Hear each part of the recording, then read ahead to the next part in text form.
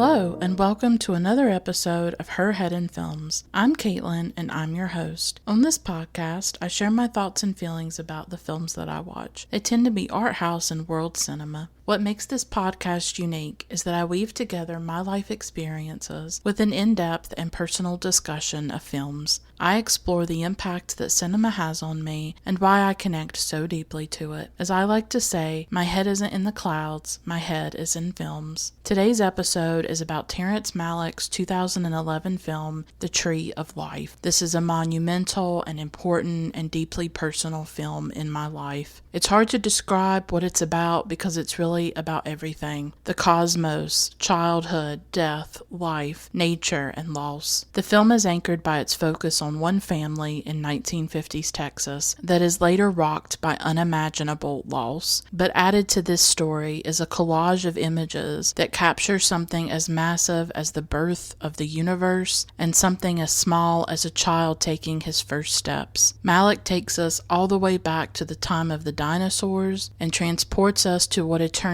or heaven might look like. I consider this to be the greatest film of the 21st century so far. I make my case. I also provide information on the making of the film, and I go deeply into everything about this movie, sharing my own raw emotions and what the film makes me remember, what it makes me think and feel. This film is part of my soul. That's the only way I can put it. There are spoilers in this episode, so I would suggest that you watch the film before listening to this episode. I would also recommend to you, if you've never seen the film, to maybe watch it twice. First time you watch it, just let it wash over you. Don't try to put the pieces together. Don't necessarily try to make sense of everything. It's a very different viewing experience, I think. The first time you see it, it's just very different. Let it just sink in, and then maybe watch it a second time. And I think that seeing it a second time will enrich your understanding of the way that the story is put together, the way images are related to each other. I think it's a very complex film. So I just wanted to give some advice if you've never seen it. If you'd like to support the work I'm doing, please consider becoming a patron on Patreon. You can access extra episodes, vote in polls, and much more. Go to patreon.com/herheadinfilms for more information. That's patreon.com/herheadinfilms. You could also review the podcast on iTunes. Please give me 5 stars. Tell your friends and followers about Her Head in Films, or you could follow me on social media and interact with me on there in a positive way. I'm on Facebook, Instagram, Tumblr, and Twitter. There are links to all my social media accounts in the show notes of each episode. I won't go on any longer. Here is my deeply personal episode about Terrence Malick's The Tree of Life.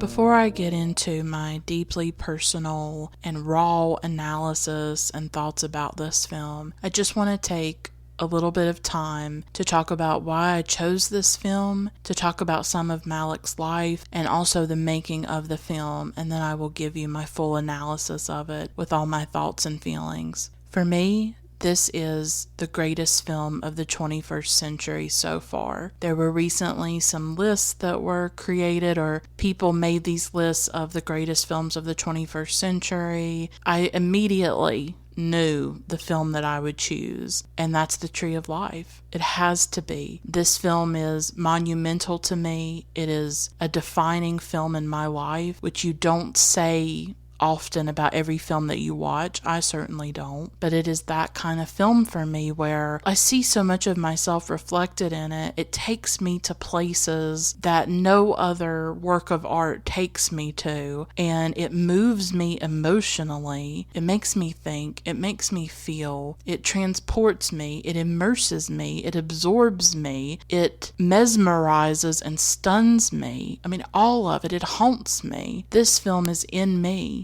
It's part of me. You can't say that about a lot of films, that they define your life. But for me, that's what this film does. I think it's a film that creates a new language, that challenges us as viewers. This film is like a reverie. It's like both a memory and a daydream. Maybe memories are daydreams or reveries, and they're also something that we feel reverence for, these things from the past. This film is poetry in the form of cinema. I feel that all of Malick's life and career were leading to this film. I feel that he put all of himself into it and many of his ideas. He has a background in philosophy, and I think he put so much of that and so much of himself, so much of what he had learned, what he had seen, so much of life and the world into this film. I believe that Malick, like Michelangelo Antonioni with his films like La Ventura, Red Desert, L'Eclise, created a new language for film by doing several different things, and I'm going to talk about those things in a moment. I am not a film scholar, not a film historian or theorist. These are my thoughts and opinions and what I feel that this film did. I think that it takes film forward. I think it creates new ways of doing film. Not just that, it affects viewers. I think it changes our expectations of what a film can be. And I just don't think you can say about a lot of films that they change the language or create a new language or that they move us forward in innovative ways. And I feel like that's what the Tree of Life does. And I feel like there should maybe be a period before the Tree of Life and a period after it. I just think that it's a monumental, important film. I don't know if everybody agrees with me on that. Maybe some do, maybe some don't. Maybe smarter people disagree with me. I don't know. I've watched a lot of films. I've watched thousands of films over the past decade that I've been a serious, hardcore cinephile. And for me,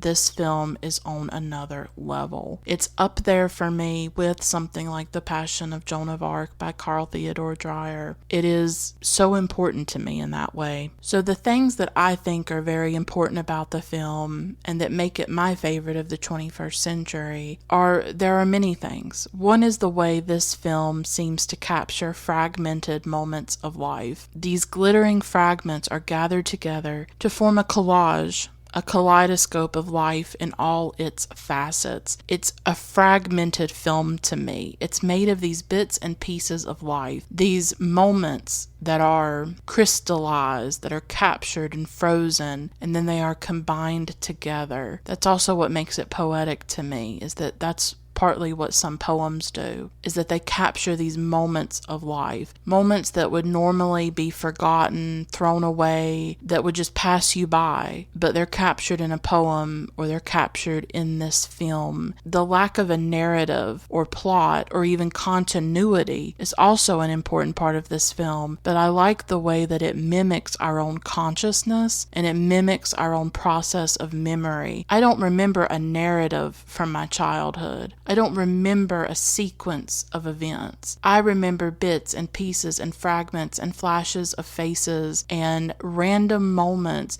I sometimes don't even see the faces. I'll have memories of being with my parents or being with kids from the neighborhood where I grew up.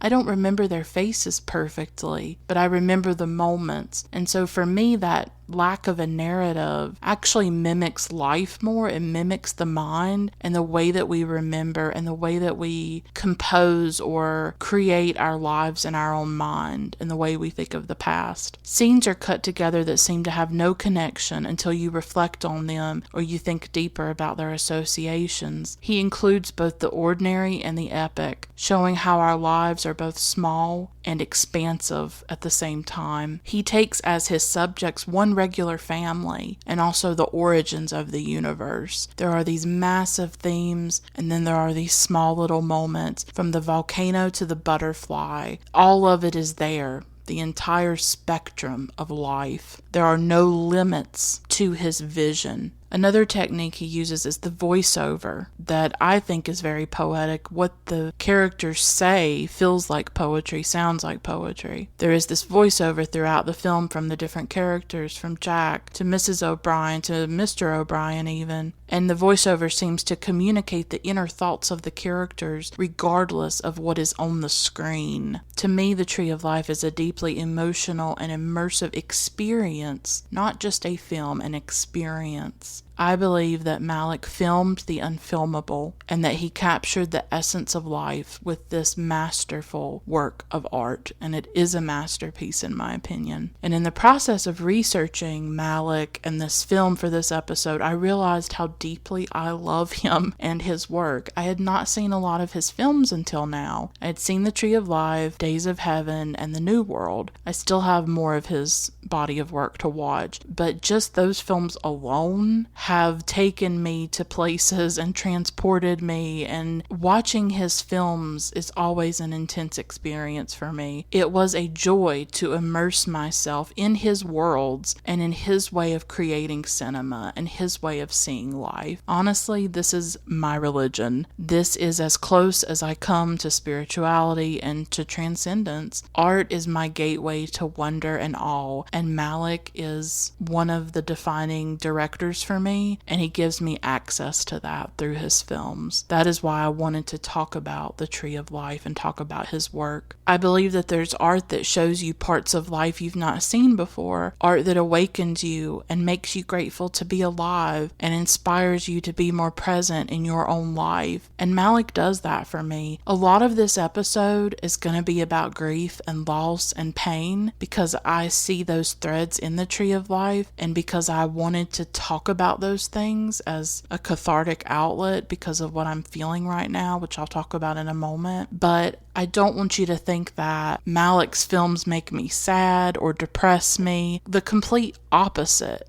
He makes me grateful to be alive. It's like after I read a Virginia Woolf book or story, I notice the light, I notice the wind on my skin, all these things that are so ordinary and usually taken for granted and forgotten. By capturing small, ordinary moments of life, Terrence Malick makes them sacred and divine. He's saying through his films, this is worth treasuring. This is worth noticing. This is what life is made of. The trees and the butterflies and the streams and the light coming through the trees and the curtains blowing in the wind and a baby's first steps and holding a baby's foot in your hands and your mother kissing you goodnight and your father showing tenderness to you. All of that is worth treasuring, and we should have reverence for it because it's sacred and it's beautiful. So while I talk a lot about pain and grief in this episode, what I want you to know is that when I watch Terrence Malick's films, even though he makes me feel those emotions and he brings things to the surface for me, the process of watching his films is deeply consoling and comforting and gives me a sense of awe, helps me connect to the beauty of life. I want to make that really clear, even though this is an intense episode when I talk about the film. It was very powerful to immerse myself in this film through my research, and I watched the Criterion Collection DVD edition of this film. It actually comes with 3 discs. One disc has the supplements, and I watched all of them, and I'll share some of what I discovered. And then one disc is the theatrical release of the film, and then the other disc is the extended cut of the film. There is an extended cut, but I'm talking about the theatrical version. Watching it on the DVD, it was intense. There's something about watching a DVD. There's something about holding it. There's something about the experience of it. I can't even put it into words. I wonder if some of you can relate. Yes, I love streaming. I stream a lot. I'm completely dependent on streaming because I live in the rural South and I don't have an art house movie theater near me. Plus, I can't even if I did have one, I couldn't now that we have the COVID-19 pandemic right now. So I love streaming. It's not a knock against it. But I also love DVDs.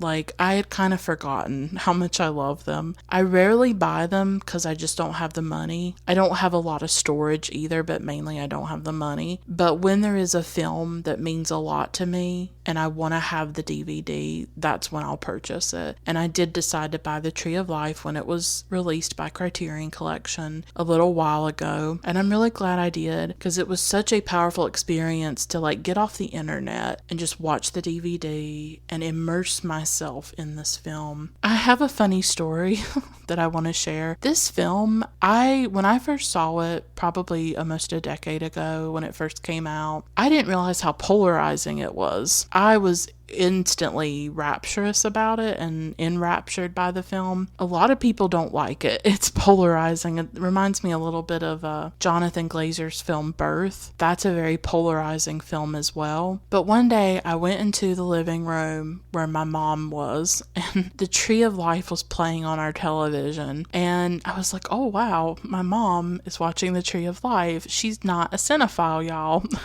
She's not. And of course, this is my favorite film, one of my favorite films ever. And I think I asked her about it. I was like, oh, you're watching The Tree of Life? And she was like, yeah, this is a weird film. She said that about The Tree of Life. I didn't say anything. I was like, oh, okay.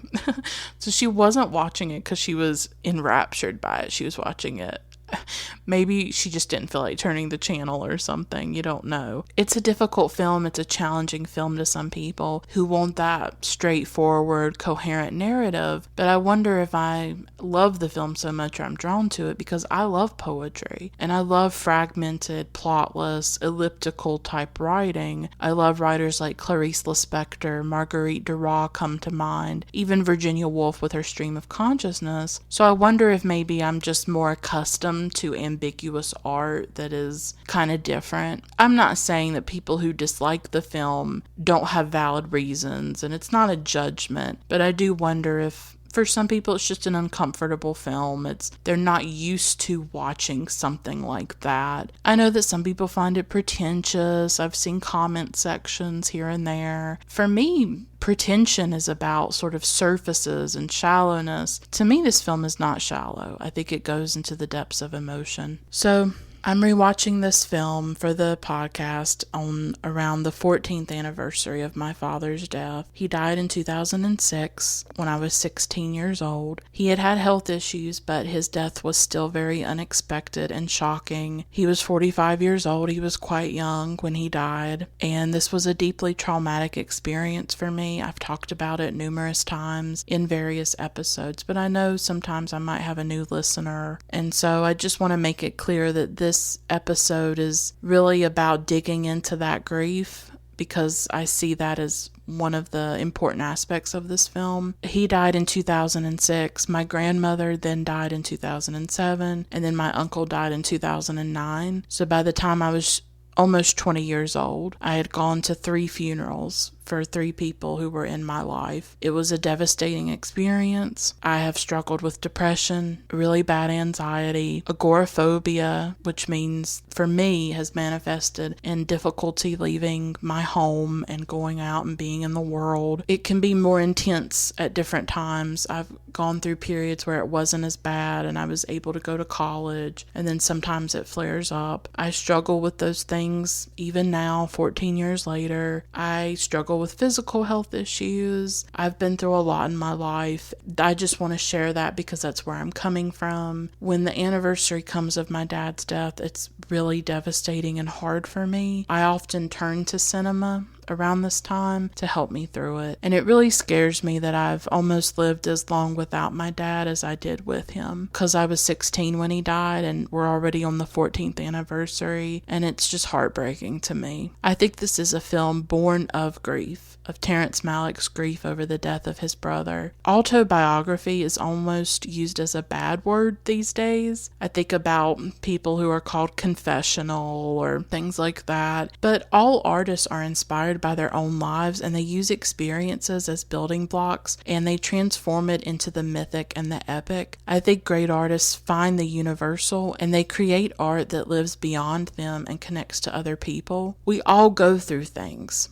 and some of us try to transform it, and some of us can't. I think the great artists are able to do that. They're able to create art that breathes separate from them. So there are biographical elements in this film, and I'll talk more about that in a minute, like Malick growing up in Texas, the death of his brother. But the film also has those universal qualities, taps into the cosmic. I do feel like Malick has reached into himself, and he's created something that connects with other people. And I think grief is part of that, of losing his brother. It's not, chest pounding grief. It's not like raw grief the way mine is. It's a different type of grief, but it's there. I think it affected him, and I think he's put that into the film. What do we do with grief and with suffering? We can make art, we can create, we can communicate what that loss has done to us and our world. The thing about it is that grief connects us with every other human being, and in a way it connects us to something primal and eternal, even because death itself is primal and eternal. And so grief is a central subject of this episode, and it has to be for me. If I had recorded this episode in a different month, at a different time in my life, maybe it wouldn't be so central, but for me it is. I'm not as interested in the religious imagery or the philosophical issues or questions of the film. I'm interested in loss, I'm interested in memory, in childhood, the relationship between children and their parents. I'm interested in those subjects, and those are the things I'll be exploring. In the Bible, the tree of life is mentioned in Genesis, and it is the tree that Adam and Eve eat from. It's not clear if the same tree is the tree of the knowledge of good and evil that Eve ate the apple from. I tried to do research. It's not clear. They may be separate or they may not. But to me, the tree of life, it brings up a lot of things. It brings up the fall, the loss of paradise that can happen when someone dies. And I feel like the section of the children growing up and their childhood is very much like a Eden, a paradise, a time of like perfection before the fall of the brother's death. But maybe the tree of life is also a symbol of rejuvenation, rebirth, the continuation of life, the tree that keeps blossoming and lives on. Because if you think about it,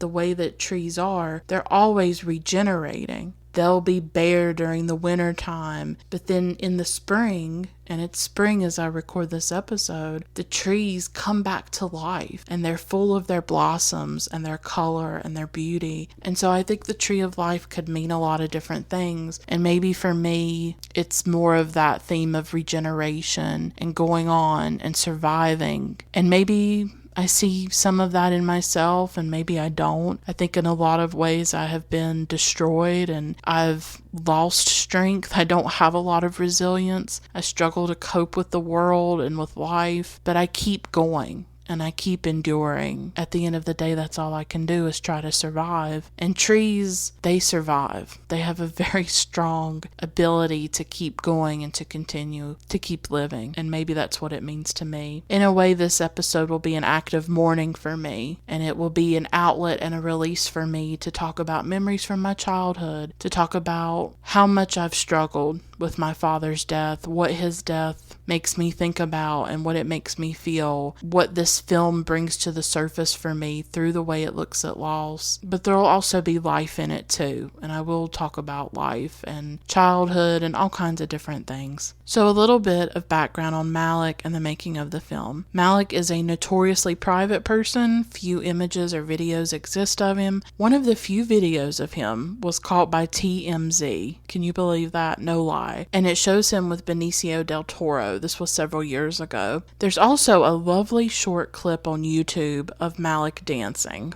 I love that one. People speak well of him from what I've read, but he has high expectations. I think he demands a lot of himself and the people around him. He has no interest in doing interviews, even for that Criterion Collection DVD. There was no visual participation of him, but oh, how I dream of a director's commentary by him. I think he prefers to let his work speak for him, and of course, his silence only enhances the mystery surrounding him. He didn't start out as a filmmaker. He actually went to Harvard, studied philosophy. He was a Rhodes Scholar. He taught at MIT at one point, and he translated some of the work of Martin Heidegger. All of this is according to a book called The Cinema of Terrence Malick. Malick got into filmmaking when he attended a program at AFI, the American Film Institute, that was open to students who were not majoring in film, but were majoring in other subjects. According to the book Terrence Malick, Rehearsing the Unexpected, quote, seminars were held by filmmakers like Harold Lloyd, King Vidor, George Stevens, William Wyler, Billy Wilder, Federico Fellini, and Ingmar Bergman, unquote. Malick was selected for the first class of this program that was ever taught. Paul Schrader was in the same class, along with Caleb Deschanel, a well-known cinematographer, and also the father of Zooey Deschanel.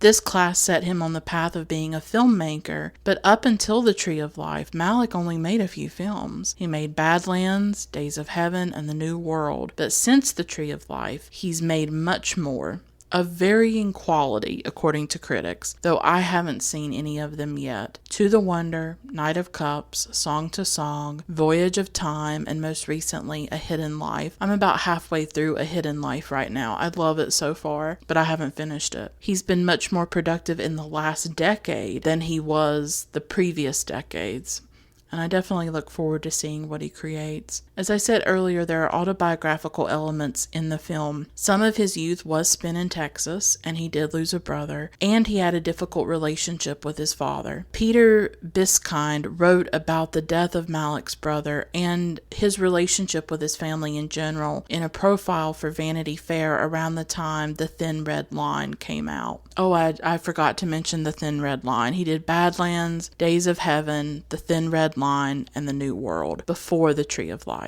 I apologize. In Vanity Fair, Peter Biskind wrote, quote, the Malicks were a family of secrets marked by tragedy. Terry was the oldest of three boys. Chris, the middle son, had been involved in a terrible automobile accident in which his wife was killed. Chris was badly burned. Larry, the youngest, went to Spain to study with the guitar virtuoso Segovia. Terry discovered in the summer of 1968 that Larry had broken his own hands, seemingly despondent over his lack of progress. Emile, concerned, went to Spain and returned with Larry's body. It appeared the young man had committed suicide. Like most relatives of those who take their own lives, Terry must have borne a heavy burden of irrational guilt. According to Michelle, the subject of Larry was never mentioned. Malick was worshipped by his family. He was devoted to his mother. For years, he wouldn't allow her to read the script of The Thin Red Line because of the profanity. But he had terrible fights with his father, often over trivial issues. Even at the age of 50, according to Michelle, he still argued with Emile over whether he should wear a tie to church. Another bone of contention was family photographs. Malick's father loved to take pictures, but it made Terry uncomfortable,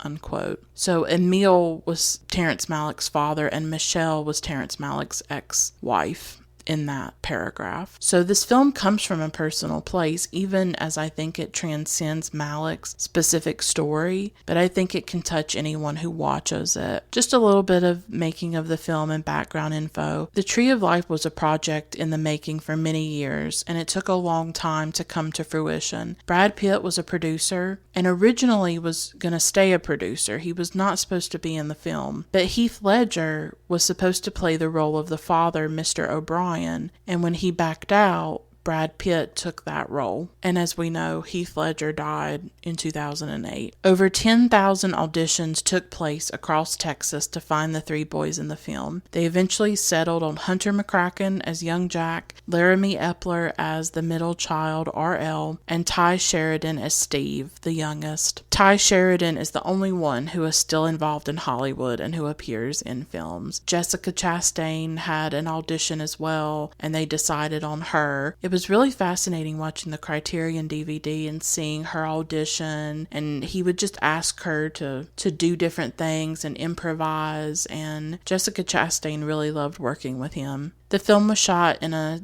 town, a small town in Texas called Smithville. They were very welcoming to the crew. They had this entire neighborhood that was used, and each house was used for different things. The actors had houses, the makeup and wardrobe people. Jessica Chastain described it like a bubble. The actors and crew only had to walk a few blocks to get on set. The cinematography is done by Emmanuel Lubezki. He's known as Chivo. Everybody calls him Chivo. He's actually won 3 Oscars for the films The Revenant, Birdman, and Gravity. He's worked with Terrence Malick since The New World. The cinematography is crucial in the film. Only natural light was used, and also the steady cam was really essential. A small crew would film the scenes. It was usually just whatever actors were in the scene, along with Chivo and the camera operator. Very small crew. They wanted to have an atmosphere of improvisation. They didn't want to have to set up lights and do this and do that. Always wanted to just be in the moment, and it was definitely an environment of freedom that was fostered on the set. For instance, the scene in the film when Jessica Chastain sees a butterfly and it lands on her hand, that was totally unscripted. They filmed it as it happened. It's one of the most beautiful scenes in the film, I think. It's just this beautiful moment. I mean, I myself, sometimes I see butterflies in the backyard where I live, and they're just beautiful, and I can never get them to land on me. I can't touch them. But it's amazing that she was able to do that. And like lately, I've had this obsession with butterflies. I've gotten back into them. I used to really be into them when I was a little girl, and now I'm just so in love with them. I got really obsessed with Mariah Carey's album Butterfly. It was an album I loved when I was younger, when it came out in the 90s. I was probably like 8 years old. I was really young. So I was listening to Mariah a lot, and then I've just gotten into the butterflies again. Like, I love the symbolism, the caterpillar into the butterfly, the transformation, the regeneration of butterflies. And I don't know, so that scene, I don't talk about it in my episode analysis. I kind of forgot to, but I absolutely love that scene. There was a script, and the actors knew about scenes each day, but it was loose. They'd have their wardrobe on and all that, and they knew what was going to happen, but things were still open-ended. Malick would give them a few pages of like stream of consciousness writing that he had done, and they'd read it, and that would kind of set the tone for the day. You had to be prepared to try things and to improvise and to be in the moment, and I do think it lends an authenticity to the film. It feels like a family. You can tell that they were spending time together on set. You feel like you're watching a real family and their day-to-day lives. Like, you can feel the spontaneity and the improvisation. Sometimes they would just film the kids doing whatever. It wasn't scripted. They weren't telling them, go run through the sprinkler, go do this, go do that. They would just let the kids play and they would film it. In that way, it's a fiction feature film shot like a documentary. It's unique in that way. Whatever's happening on screen feels like natural. And if you think about it, it's a risky way of making films. Unscripted life can be very boring. That's why even reality TV is scripted. And how do you know the butterfly is going to land on Jessica's hand? They don't know that. You have to have faith and trust that you'll make those discoveries in the moment, that you'll take whatever happens and be able to do something with it. I think part of Malick's genius is in facilitating an environment where wondrous things naturally unfold in an artificial environment. He's like a midwife more than a director in some ways. As I was doing my research and learning about him, he has to nurture that space. He has to choose the right actors who are open to that spontaneity, like Jessica Chastain. He has to put them together and create the ingredients for all of it to come together somehow, and he does that, but it's not quite clear how he does that. And then he has to make sure that the right moments are captured. And then he has to take that footage and edit it in a certain way. And it's just kind of stunning, everything he does, I think. But it all begins on set. And what the actors are able to do, what the cinematographers are able to capture, and he has to create that environment. He has to facilitate that. All of them do. And in that way, he is a very collaborative director. He's not a dictator on set. He's not, I mean, to me, is he a genius? To me, is he a legend and an icon? Yeah. But he doesn't like walk around set like, yeah, I'm the big man. I have all the ideas. You're below me. What it sounds like to me is that it's a very collaborative environment. Everybody's working together. Everybody has their part. He listens to people. He trusts people. And he's open to other people's ideas. Often he lets the actors create the characters and he asks them about the characters that they are playing. So he's not somebody who's like, I am the one with the answers and you will listen to me. He's open to other things. For those who were working on the film, like with the special effects and the cinematography and everything, the film was split into 4 so-called realms, and you'll see them in the film. There's the astrophysical, which is the cosmos scenes, the microbial, the natural, which is like the dinosaurs and the landscapes like the volcanoes and the rivers, and then there's the contemporary, which is like the human story. Obviously, there were some special computer effects that were used like for the dinosaurs, but there was not as much as you would think. Many of the astrophysical scenes were created with real substances, for instance, like milk in water. And on weekends, a crew would get together and they would do all kinds of experiments in tanks using all kinds of different substances to create the astrophysical scenes. They used real photos from the Hubble telescope and they gave them a 3-dimensional quality. So a lot of what you see is real materials and not computer generated, which I love. So you think that you're looking at something artificial, like the universe being born, but you're actually seeing something kind of naturalistic because they're using real substances and not something on a computer. There are 2 kinds of music in this film. There's Alexander Desplat's score that he composed for the most part before much of the film was even shot. And then there's the classical music chosen by Malick. And many of the pieces are requiems, which is why I say that I think grief is a big part of this film, is that many of the songs in it are requiems. They are things created to honor the dead, to memorialize the dead. And on the DVD edition of the film by Criterion Collection, Alex Ross is interviewed, and he's a music critic for The New Yorker, and he talks about the role of the music in the film. And I did not realize there were so many requiems until he mentioned it. He gave me so much insight into this film. He's also the one that talked about the grief in the film, but he talked about how it's not the grief that's like where it's new and painful and overwhelming. It's like grief from a distance, where years have passed. And I kind of agree, even though when I'm talking about the film, I'm sort of injecting my own grief into how I talk about it. But in the film, it's a grief that is not quite as intense, that has passed. And so the requiems are very important in this film. There is John Tavener's Funeral Canticle, Zbigniew Preisner's Lacrimosa, and Hector Berlioz's Agnus Dei. So it further connects to that theme of grief, and the music is just stunning. I have listened to a playlist of the music for years. I was obsessed with the music after I first saw the film, and then rewatching it, I've been listening to the music as well. So it's all just, I don't know, everything about this film comes together. I don't know how Malick did it, but now I'm going to talk about the film solely, talk about scenes and images and what it makes me feel, what it makes me think about, share some of my own memories, share some of my own struggles with this anniversary and thinking about my father and things that I'm going through. And so here is my analysis of the Tree of Life.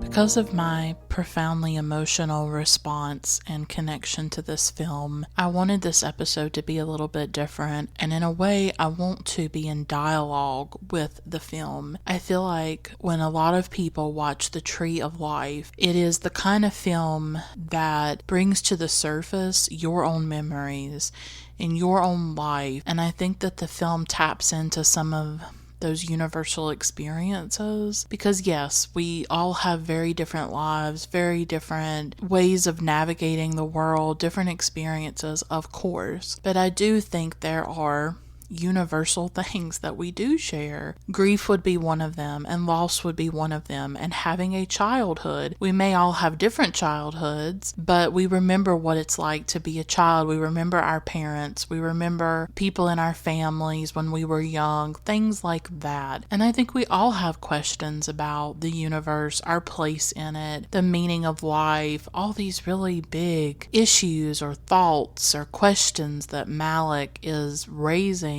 in the film. I don't know how I can just have a normal episode and talk to you about the film. I have to do something different. I have to do something more than that. And the way that I wanted to set this up was to go through the film chronologically. As I was watching it, I took notes. I was writing things down. I was writing down memories. I was writing down thoughts. And I want to give that to you. What I want to do is isolate scenes or images and then share with you what those images or those scenes make me feel, how they remind me of my own memories, how they affect me. In a way, I'm trying to be in this personal dialogue or interaction with the film. I do feel like this is more than a film. It takes film in a different direction, or at least the viewers of this film, it takes us in a different direction. I think we interact with it in a different way. Yes, it's this thing on a laptop screen. That's what it was for me. I'm not in a movie theater watching it. To me, it almost jumps out of the laptop screen or whatever screen it's on. It is immersive. It's like there's no separation or distance between you and the film. I felt raw. I felt skinless as I watched this film. Like I completely entered this film. I watched it over several days because it was so emotionally potent and overwhelming for me that I had to watch it in phases. So I would watch half an hour, then an hour, and it was an experience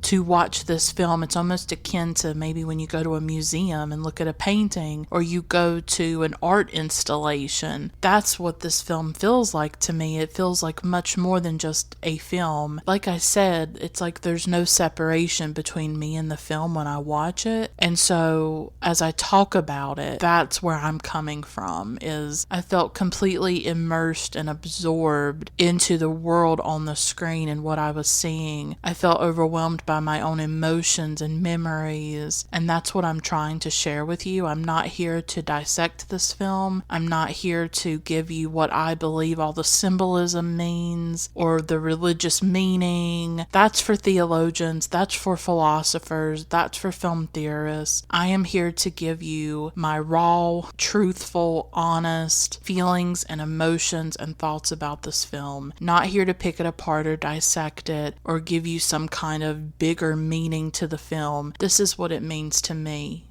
This is my experience with this film. It has been years since I watched it. I first watched it in like 2011, 2012, around that time. I have not gone back to it until now, really, to give it this kind of sustained attention. And I went through watching the Criterion Collection DVD. I watched all of the extras, and then I watched the film. It was deeply immersive, deeply emotional, and moving for me to do all of that. There is an extended cut of this film with added scenes and things like that. I did not watch it. I have not watched it yet. I will eventually, because this is one of those rare films for me where I want to know everything about it. I want to read everything about it. I want to know everything about it. I pretty much did that. I pretty much learned everything about this film that I could. But all of that was in preparation for me to just talk about my own emotions and experience of it. So I am talking about the theatrical version of the film, and I'm just gonna talk about it, tell you how I feel, and that's it. That's what this is gonna be. Now, within a few minutes of watching the film, I was already crying.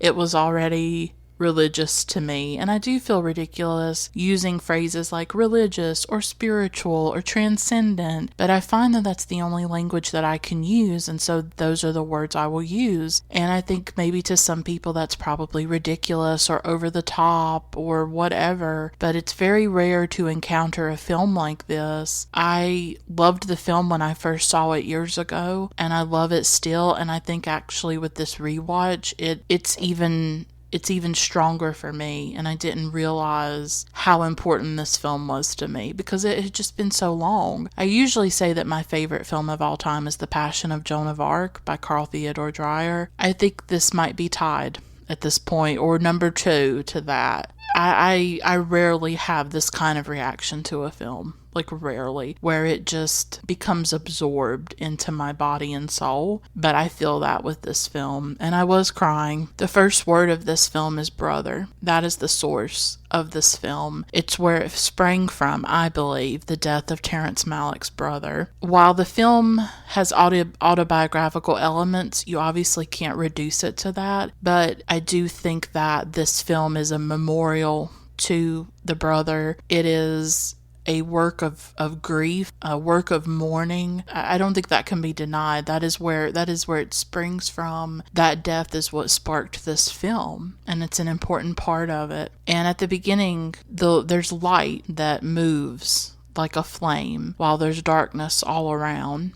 The light displaces the darkness. I think that we're seeing the world being born. With the birth of the world, there's also the birth of these terrible contradictions of life. Light and dark, beauty and violence, existence and death. And that light that you see at the very beginning was inspired by the work of an artist named Thomas Wilfred, and it's called Lumia. What he did. He was an artist working in the sort of early 20th century or the mid 20th century. He's rarely talked about. He was actually in an exhibition with Mark Rothko and Jackson Pollock, some of my own favorite artists. I had never heard of him until I was doing research for the film, and with the Lumia, he would create these machines or these boxes where he was able to create the effect of light. He used like light bulbs and glass plates and different things like that to create like light art. I don't know how to describe it. You'll have to research it for yourself to totally understand it. But he created like light compositions. Instead of working with painting or marble, like with a sculpture, his material itself was light. And he created these works. And they look a lot like this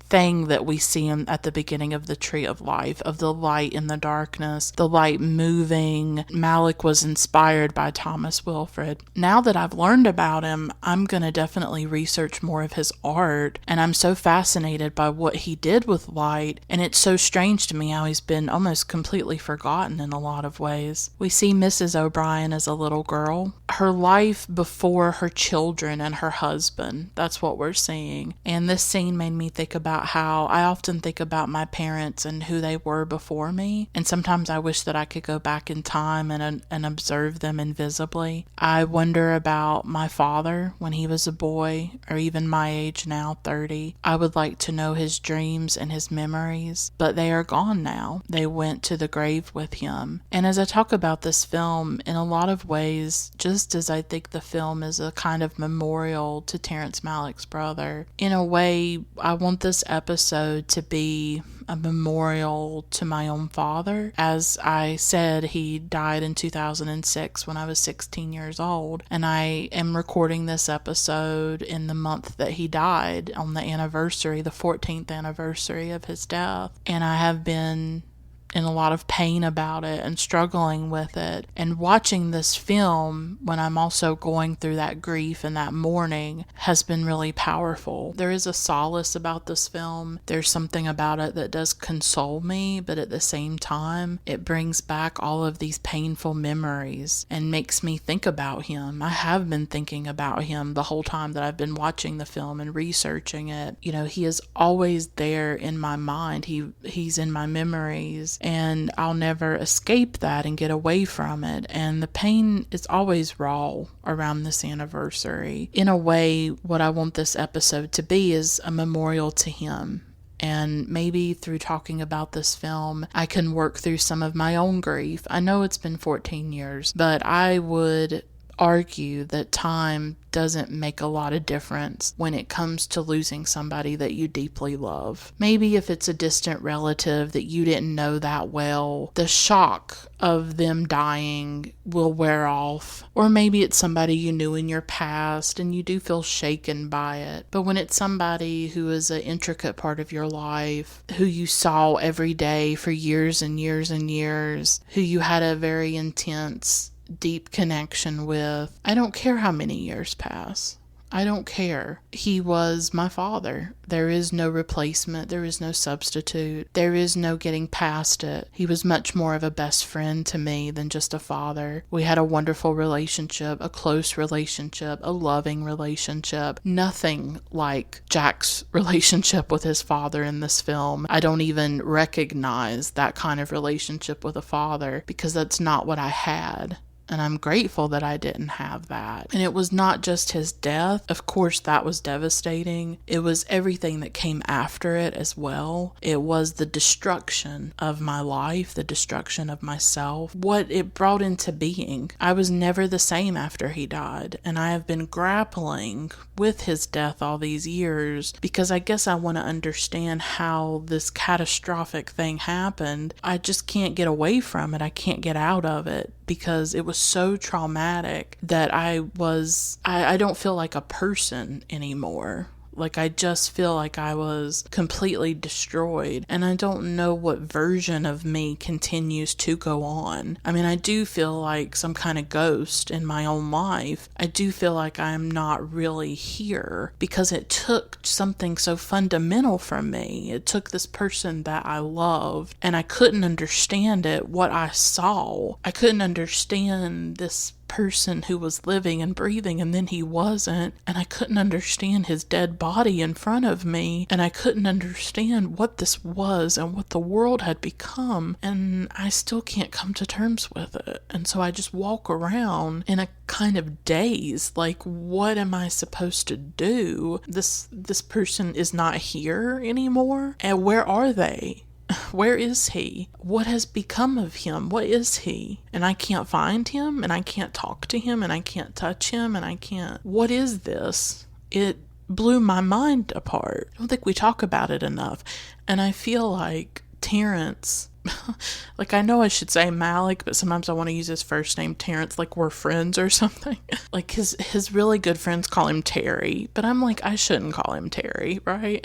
But Malick, I feel like, even though I think this is a celebratory film in some ways of life, I don't know, I feel like he touches some of the incomprehensibility of life and of death. Of like, this is so massive, this is so much bigger than you. How do you make sense of it? You feel the grief of Mrs. O'Brien. I'll talk about that when I get to it. But it's like, I don't know, I think I'm doing this episode and trying to talk about this film. I mean, I'm talking about the film, but I'm also talking about me. I'm talking about like what I feel. And this film brings up so many emotions for me. But it's like, I can't get past the grief. And I know other people do. I know that most people do. And I'm just here 14 years later. And it's like, not a lot has changed. Why am I like this? And I don't know, and I can't answer it. But and it's not even accurate. I don't know to say it shook me, or it was beyond that, right? Like, it just annihilated me. I've slowly had to rebuild myself, and I haven't been doing a good job. You know, I've just been taking these bits and pieces and putting them together, and I'm like, I'm not a full person. I don't feel like a whole person. I'm just unfinished in a lot of ways, and I can't put it all back together, you know? And I think I've just had to accept that it's never gonna make sense what happened. And I don't think I search for sense. I don't think I search for that anymore. But I do think that this film looks at grief, but it looks at it, and I think in a much more hopeful way than probably I do.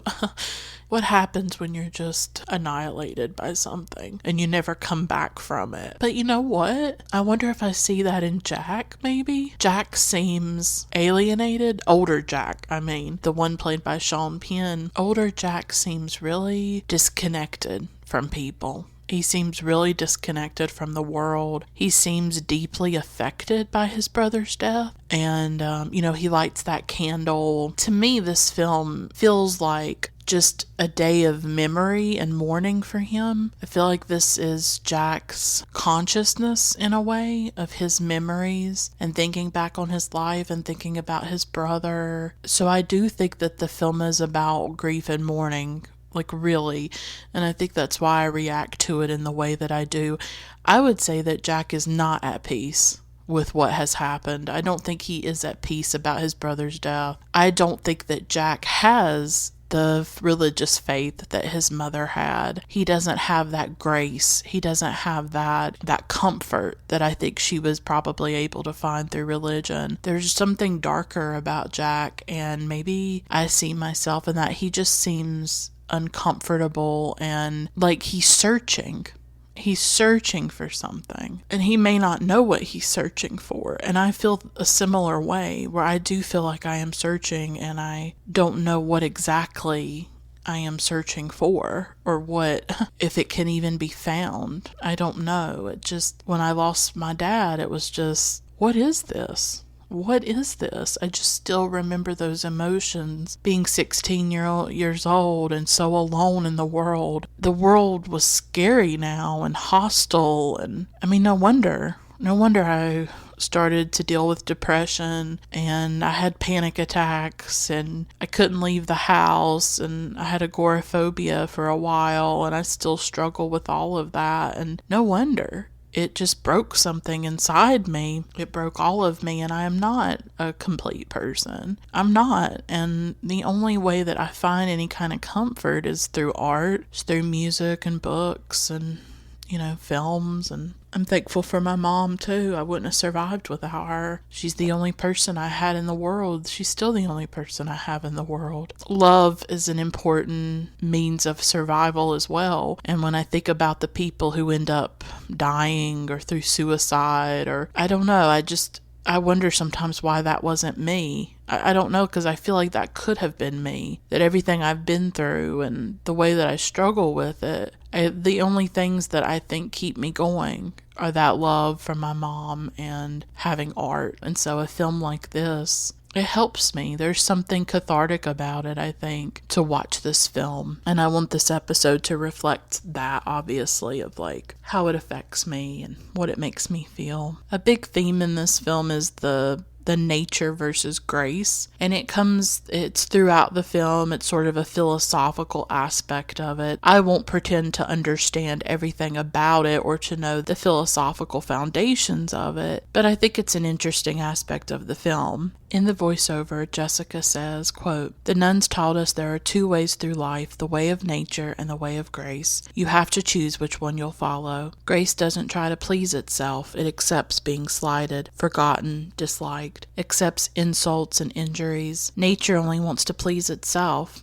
Get others to please it too, likes to lord it over them to have its own way. It finds reasons to be unhappy when all the world is shining around it and love is smiling through all things. They taught us that no one who loves the way of grace ever comes to a bad end. I will be true to you, whatever comes." Unquote. Obviously, in the film, the mother, Mrs. O'Brien, is Grace, and the father, Mr. O'Brien, is nature. And there is that conflict throughout the film. There is the conflict inside of Jack between these two very different, almost opposite ways of existing in the world, right? Grace is selfless and altruistic and nurturing and compassionate, and nature is selfish and violent and aggressive and only thinks about its own desires and its own wants. And there's a lot of that in the father throughout the film. And immediately that is set up in the film, that conflict. There's a scene of Jessica,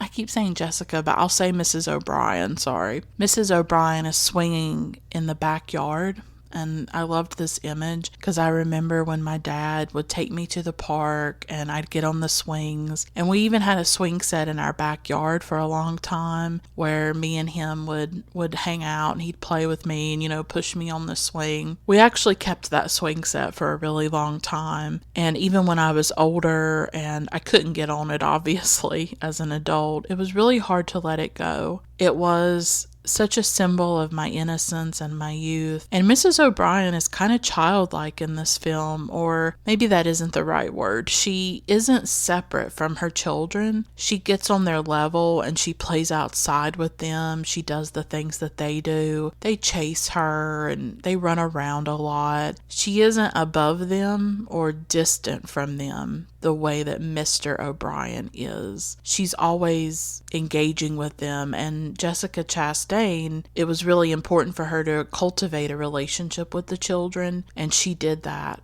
well before the film started, so that there would be that really deep connection and relationship between them. There's obviously a focus on trees in this film. The O'Briens have trees in their yard, for instance. I loved trees as a child. I didn't climb them or anything, but I was always entranced by them. We had dogwood trees growing in our front yard. We had 2 of them, and this was in my childhood home. I don't live there anymore. I moved a few years ago, and my childhood home was in North Carolina. I grew up in a small town there, and now I live in another state, and I actually lost that house, and it was a really painful experience. It has been painful for me to deal with it because that was the house where I grew up, and it was where all my memories of my father were. And I don't talk about it a lot. It hurts really bad when I think about that house, and I think about the hallways, and I can still see that house in my mind, and I can see my dad there, and I can see us playing in the front yard or the backyard. I can see him mowing the yard. I can see, when you take your kid's height, and that you have those, those pin marks on the wood. We had that in my bedroom. I just think about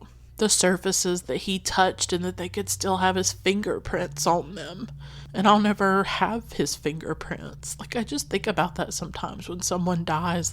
We don't have their physical matter.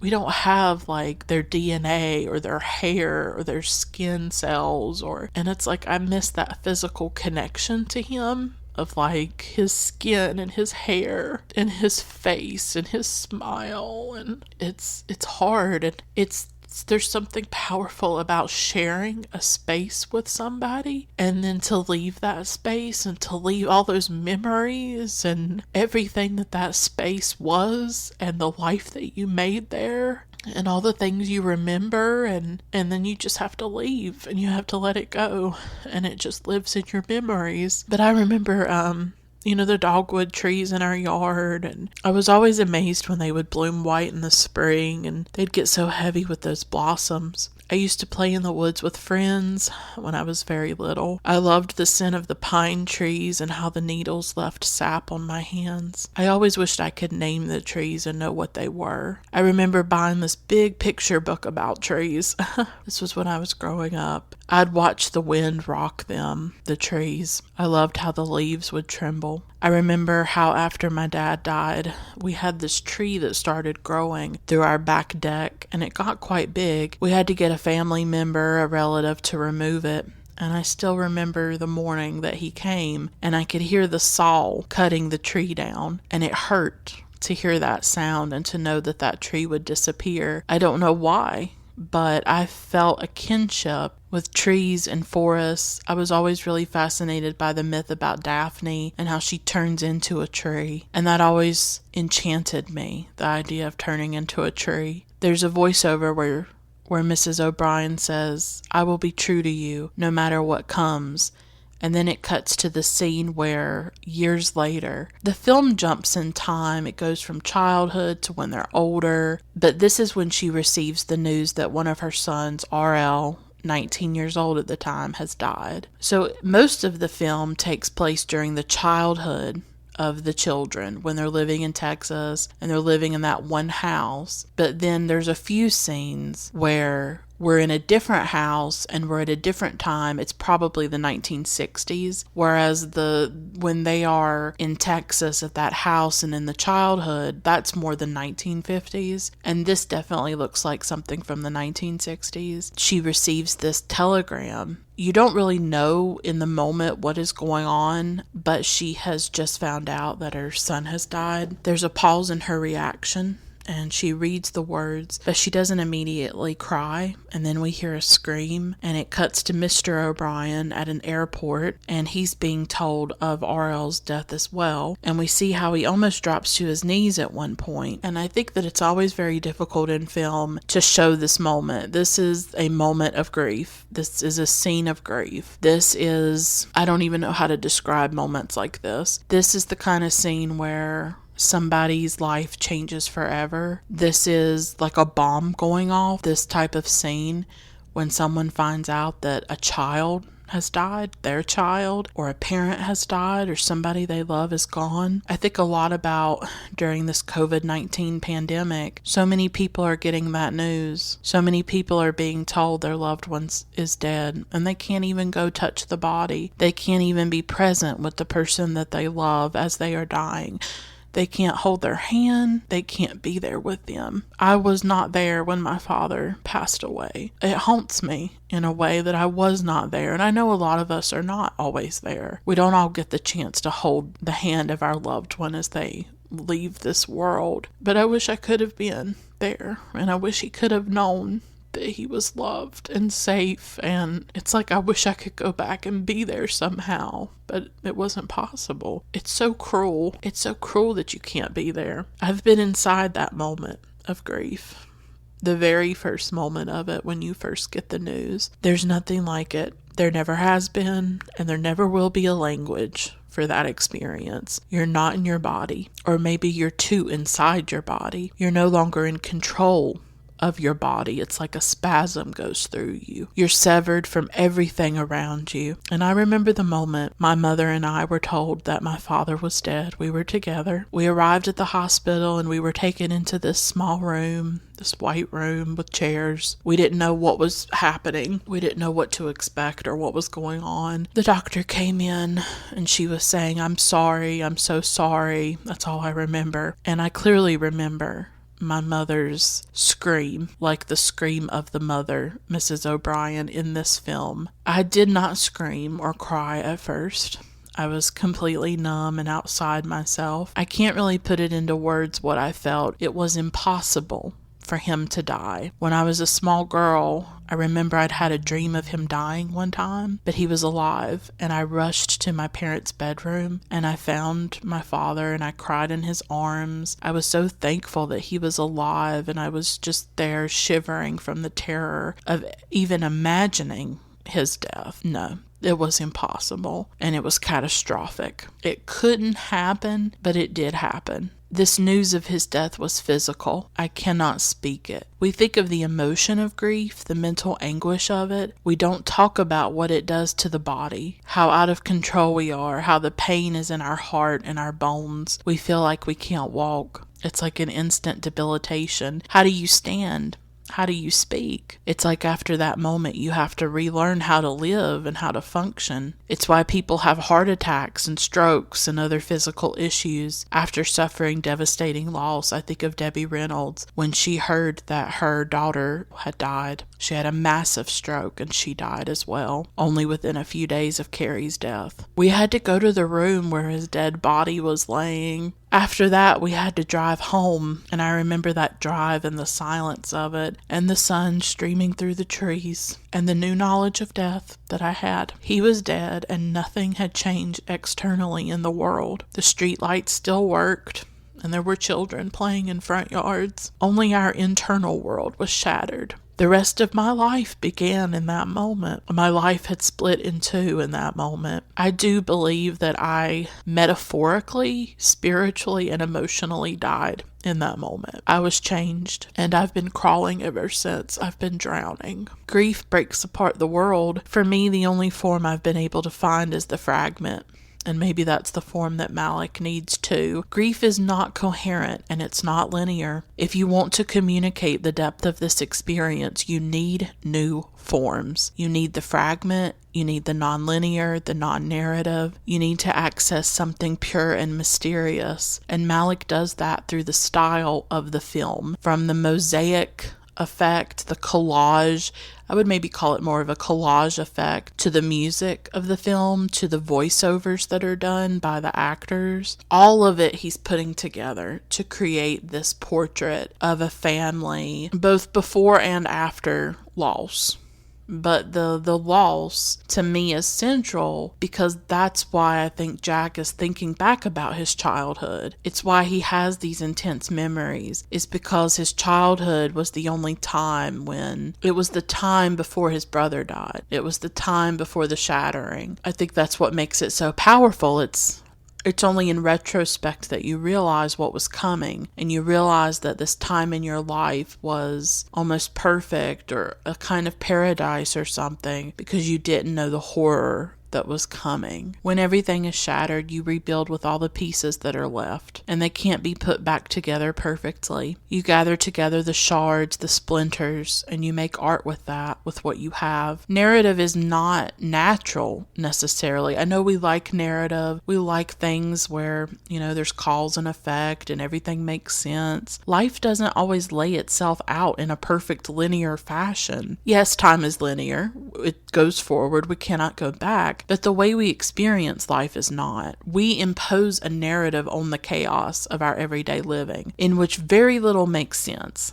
And that's how this film operates, I think. And you either feel it and respond to it or you don't. It's intuitive when you watch the film to understand how the pieces fit together, how the shards are connected with each other. You're either on the frequency of the film or you're not. And I think you have to be open to it as well. Mr. and Mrs. O'Brien are walking down the street together and she's crying. I just want to die and be with him, she says. There is no way back to the dead. I never understood the meaning of forever until he died. For me, it doesn't get easier with time. I think I was more resilient in the beginning, maybe for the first year, because I had to finish high school and I had to just get through it. But all the years since his death have been more and more painful because that grief accumulates. You age, you lose more, you struggle, and I think you understand that he's not coming back, that you'll never see him or know him again. You live without him day after day and year after year without end, and you feel the endlessness of it. That's what I feel, the endlessness. It's interesting how the film engages with eternity and time. I don't know how to describe it. It's just like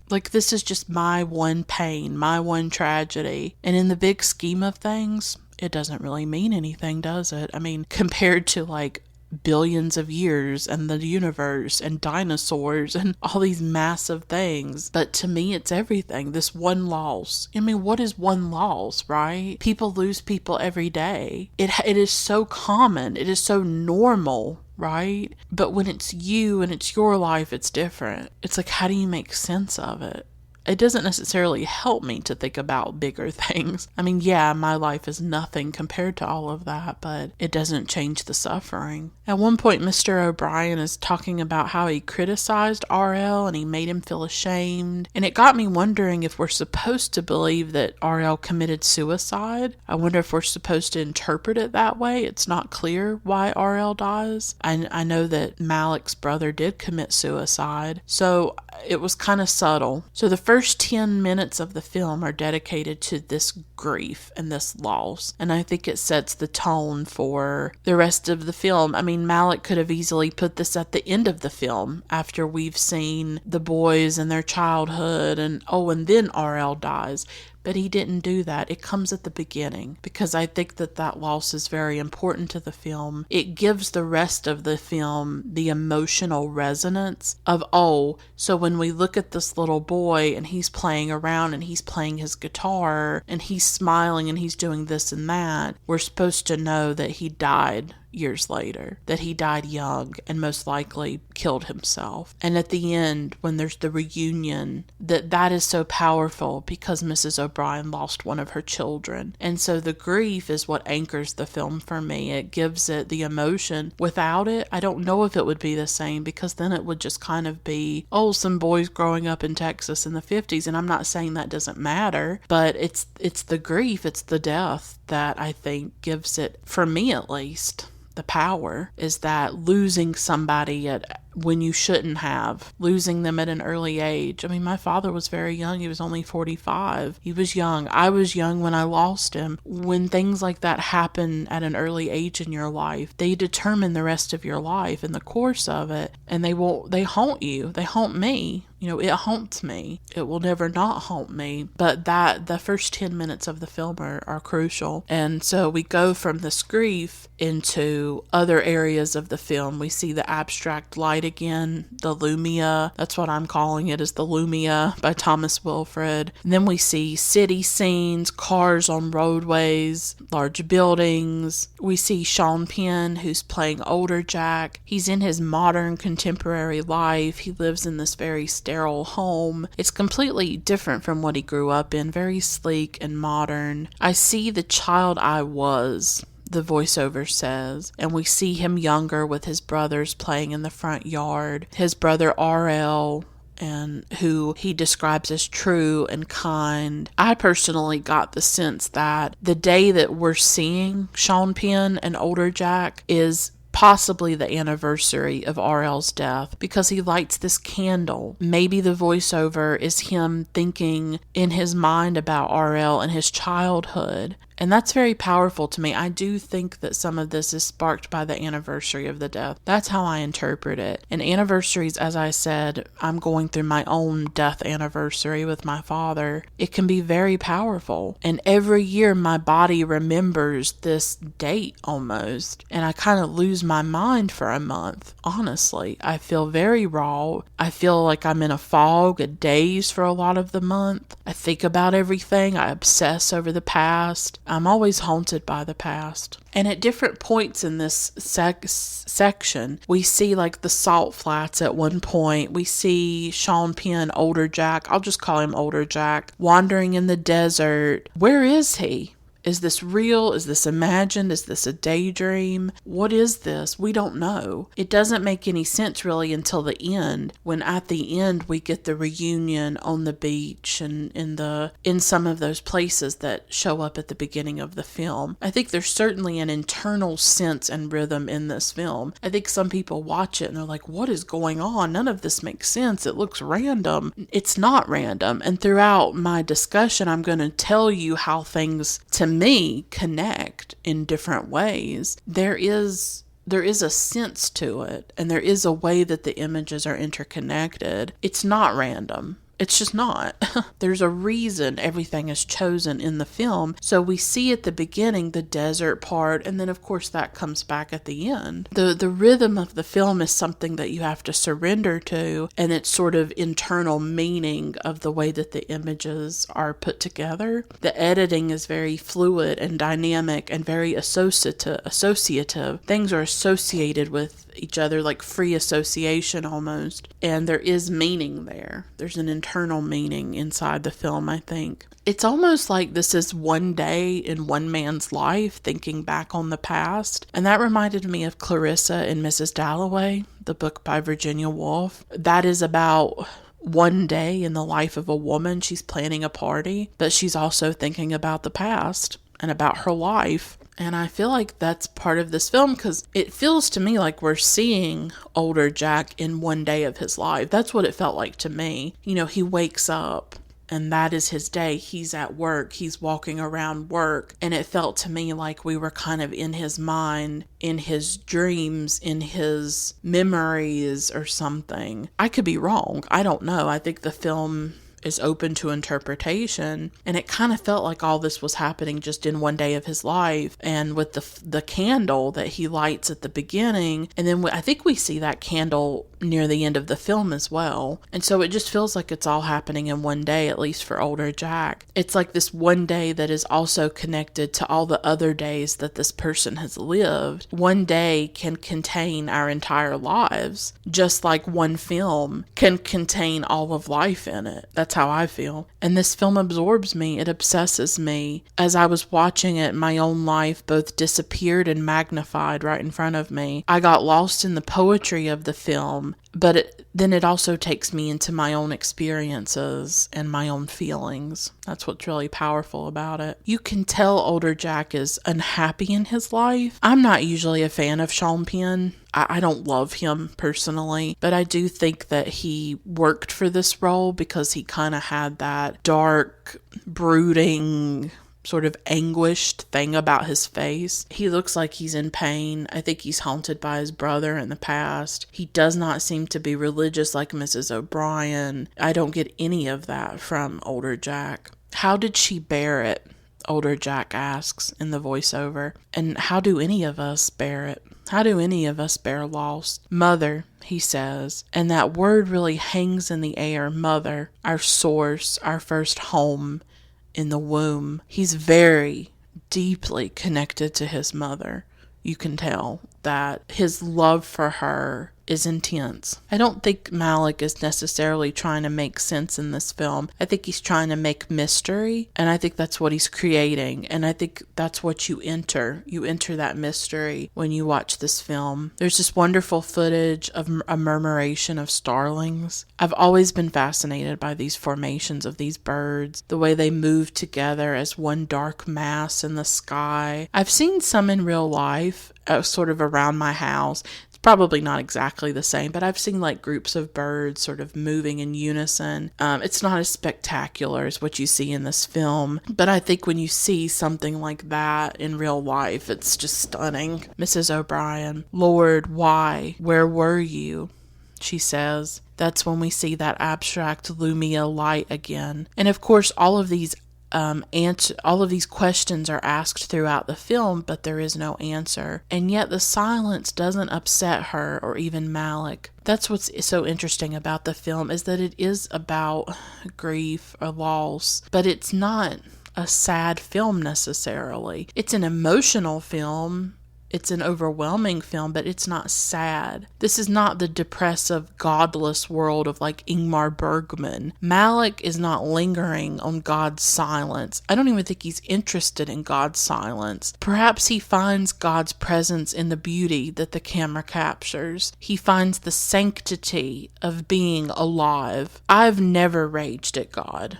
I've never saw a point to it. I've never asked why. I've never yelled, why did you do this to me? Oh, bearded man in the sky. I never saw a point to it because I'm an atheist and I don't believe that there is anything out there to blame. I don't believe an entity stole my father away from me. There is no force for me to direct my rage at. There's nothing for me to fight against. But it's just interesting to me that throughout the film, the characters ask these questions. The characters never get an answer to any of the questions, but the film is not necessarily angry about that. The silence of God is there. It is very apparent, but it's not depressing the way it might be in some other films, because I think that Malick, I don't even want to displace it to Malick, but maybe the characters in the film find solace or consolation in being alive, in their memories, in life, because the film captures the beauty of life. It captures a lot of things. It's a complex film. It's not just trees and butterflies and the ocean. It's also violence in the home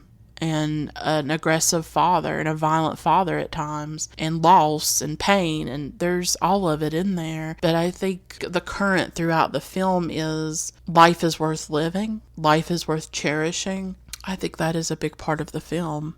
At this point, the film then transitions into the creation of the universe, the astrophysical realm of the film. In a spiritual sense, the creation of the universe is the beginning of God, if you believe in that. God is creating this according to religious people, Christians. So God would be creating this, and Mrs. O'Brien would be speaking to him in her voiceover, and he created all of this, and so that means he created death too. Why? She asks, quote, "Did you know?"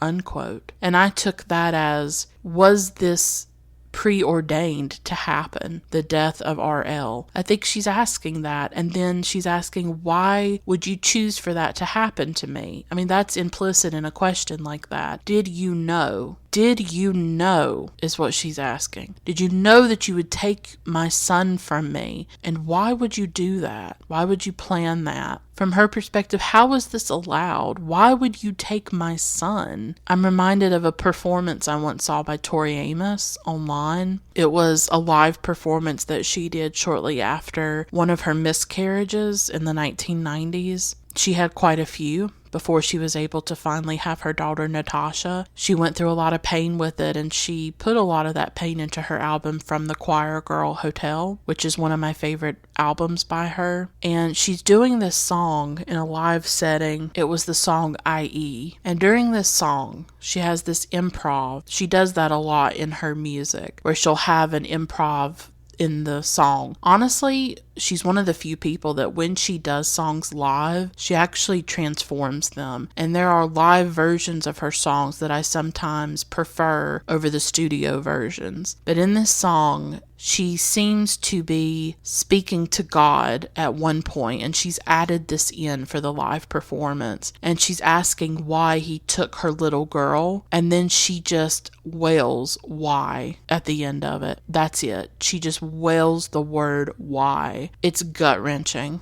It's like unlike anything I've seen before. It's a woman's grief just right there in front of you. That's what this creation of the universe scene makes me think about. If an entity created all of this, why would it create death? Why would it create suffering? What are we to you? Mrs. O'Brien says. What are we to you? So we are right in the beginning of the world, of the universe, the galaxy, I guess, in the vapor and the light, the creation of the stars and the planets. So the film transitions from the human to the cosmic. But the thing is that we are in the cosmic, and the cosmic is in us. We're not separate. We're made of those first stars. We're made of the same elements, right? So how can you not think about your own place in the universe when you watch this? I mean, I'm reminded of the wonderful Joni Mitchell song Woodstock. It's one of my favorite Joni Mitchell songs, and I was actually listening to it during the process of watching this film, and that line, "We are stardust, we are golden, and we've got to get ourselves back to the garden." We are stardust, she says. That's always stayed with me. The thing about nature and the cosmos is that they're beyond the human. They happen whether we're there or not. I've always been struck by that, by a world that pre-existed us, that existed before us, like the dinosaurs. We were not here to witness them or to see them. When you think of the universe and the concept of billions of years, it's unfathomable how much of this world was already here before us and how it will go on without us. Nature doesn't care. A volcano doesn't care if there's a community beneath it. A tornado doesn't care what houses it destroys. The earthquake and the tsunami and all of it have no consciousness, no concern for our lives. And that is the thing as human beings that we are always grappling with, is that when disastrous, catastrophic things happen to us, whether it is a disaster of nature, like a volcano or a tornado or an earthquake or a hurricane, or it's just the death of your child or the death of someone you love, we grapple with, what is the meaning of this? Why would this happen? And I'm very frustrated by people who say it was meant to be or it happened for a reason. And I know that people say it from a misguided place, right? I know that they say it because they're religious and they really believe that. But I find it so insulting and so offensive for somebody to come to me and say that my father died for a reason, or that my father had to die. It's unspeakably cruel to say that to another human being, that everything you're going through, if you went through genocide, if you were raped, if you lost somebody you loved, it had to happen. There was a reason for it. Well, if there was a reason for it, I don't want to know. And I certainly don't want to know the entity that gave it a reason. And I've always felt that way, that if there was a God, I'm not sure I'd want to know him, because there's no reason for that kind of pain and suffering, and we should be doing all we can on this earth to reduce suffering. We should not be finding ways to justify it. We cry to you, my soul, my son, Mrs. O'Brien says, and the camera glides above a volcano. It's interesting to me that these cosmic and natural scenes are shown with voiceovers, and the voiceovers are so full of longing and questioning, asking God where he was. We see the vastness of the universe and the world, while we hear one person asking why they lost their child. What is our life next to a volcano or to the universe? We're so small, and we can't understand why we are here. The film then goes into the microbial realm with the microbes and the cells. It's such a strange world with these strange shapes. I don't have much to say about that part of the film because I'm not a scientist or something. Then we go into the dinosaur scenes, which are really part of like the natural realm and part of nature. Let's just put it out there. This is a controversial part of the film. There are a lot of people who don't understand it. They're like, why are the dinosaurs here? I've just noticed it. I've just noticed that it's controversial. People don't like it. I have no issue with the dinosaur scenes. People just lose their mind over it. If you're going to show the history of Earth, then you're going to have to include them because they did exist. It's very naturalistic. That's something I like about it. This is not Jurassic Park. The focal point is not the dinosaur necessarily. It's the environment that the dinosaur happens to exist in and to be part of. And that was that was done on purpose. The cinematographers, they went out and they captured a lot of natural footage in forests and different places. And then the dinosaurs were inserted into that footage. They wanted to make it as natural as possible. At one point, a dinosaur is injured and it's laying by a stream. And this larger dinosaur comes up to it, puts its foot on the injured one's face, seems about to kill it, but stops. It's a moment of mercy. And like I said, people have lost their minds over it, saying it wouldn't have happened. It's not believable. How do these people know that? There are people, for instance, who have been attacked by wild animals, but were not killed. What I mean by that is that the tiger or the bear or the cougar could have torn these people apart, could have ate them. I've heard about alligator attacks where the animal comes up and bites them and things like that. And they could have finished them off. They could have made it so that the person didn't live, but for whatever reason they didn't. Or people who have been out and they saw a grizzly bear and the bear came up to them and almost attacked them but didn't. Well, why didn't the bear attack them? It got distracted. It wasn't interested for whatever reason. So what I'm saying is that it is possible that the dinosaur, and I can't believe I'm talking about this, but this is what I think. The dinosaur, yes, it put his foot on the other dinosaur's face or neck, and then it just didn't kill it. And it was a moment of mercy. And who is anyone to say that it couldn't have happened? None of us were there during the dinosaur times. Animals attack other animals, they attack people and leave them alone. And we don't know why they didn't go through with killing the person or the other animal. Could have been a distraction. Maybe they got bored. Maybe they just didn't care, right? There's no rhyme or reason to it. It doesn't always make sense. So it is possible that the dinosaur would do this. It's just a moment of mercy in the film, and it's a way of saying that this could have happened, and it does happen in nature. There are moments like this. The scenes in this film, can you even call them scenes? They're more like flickers of life and memory. The scenes in this film feel like your own memories. They really do become part of you, and I feel like I overuse that phrase, this film is part of me, right? It's cliche, I know, but I'm not sure how else to describe it. Maybe some films are already in us even before we see them, and poems and songs and books too. We could have created them ourselves, but somebody else happened to. There are so many surreal images in the film, in particular the room that's underwater, and we see a little boy swim out of the room through a door. And then there's another one right after that where there's this woman in a wedding dress and she's suspended in water. What does that mean?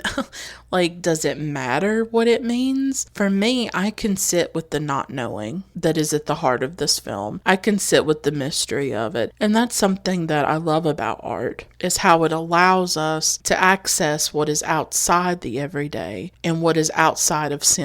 This is not the kind of film that you would necessarily be used to seeing. This is not a Transformers film. This is not a big blockbuster film. It is a film that has to be felt, that you have to be open to. I guess I just am. It's not a judgment on people who dislike the film. Different things work for different people, but there are some people who would just not even give a film like this a chance, and that kind of makes me sad.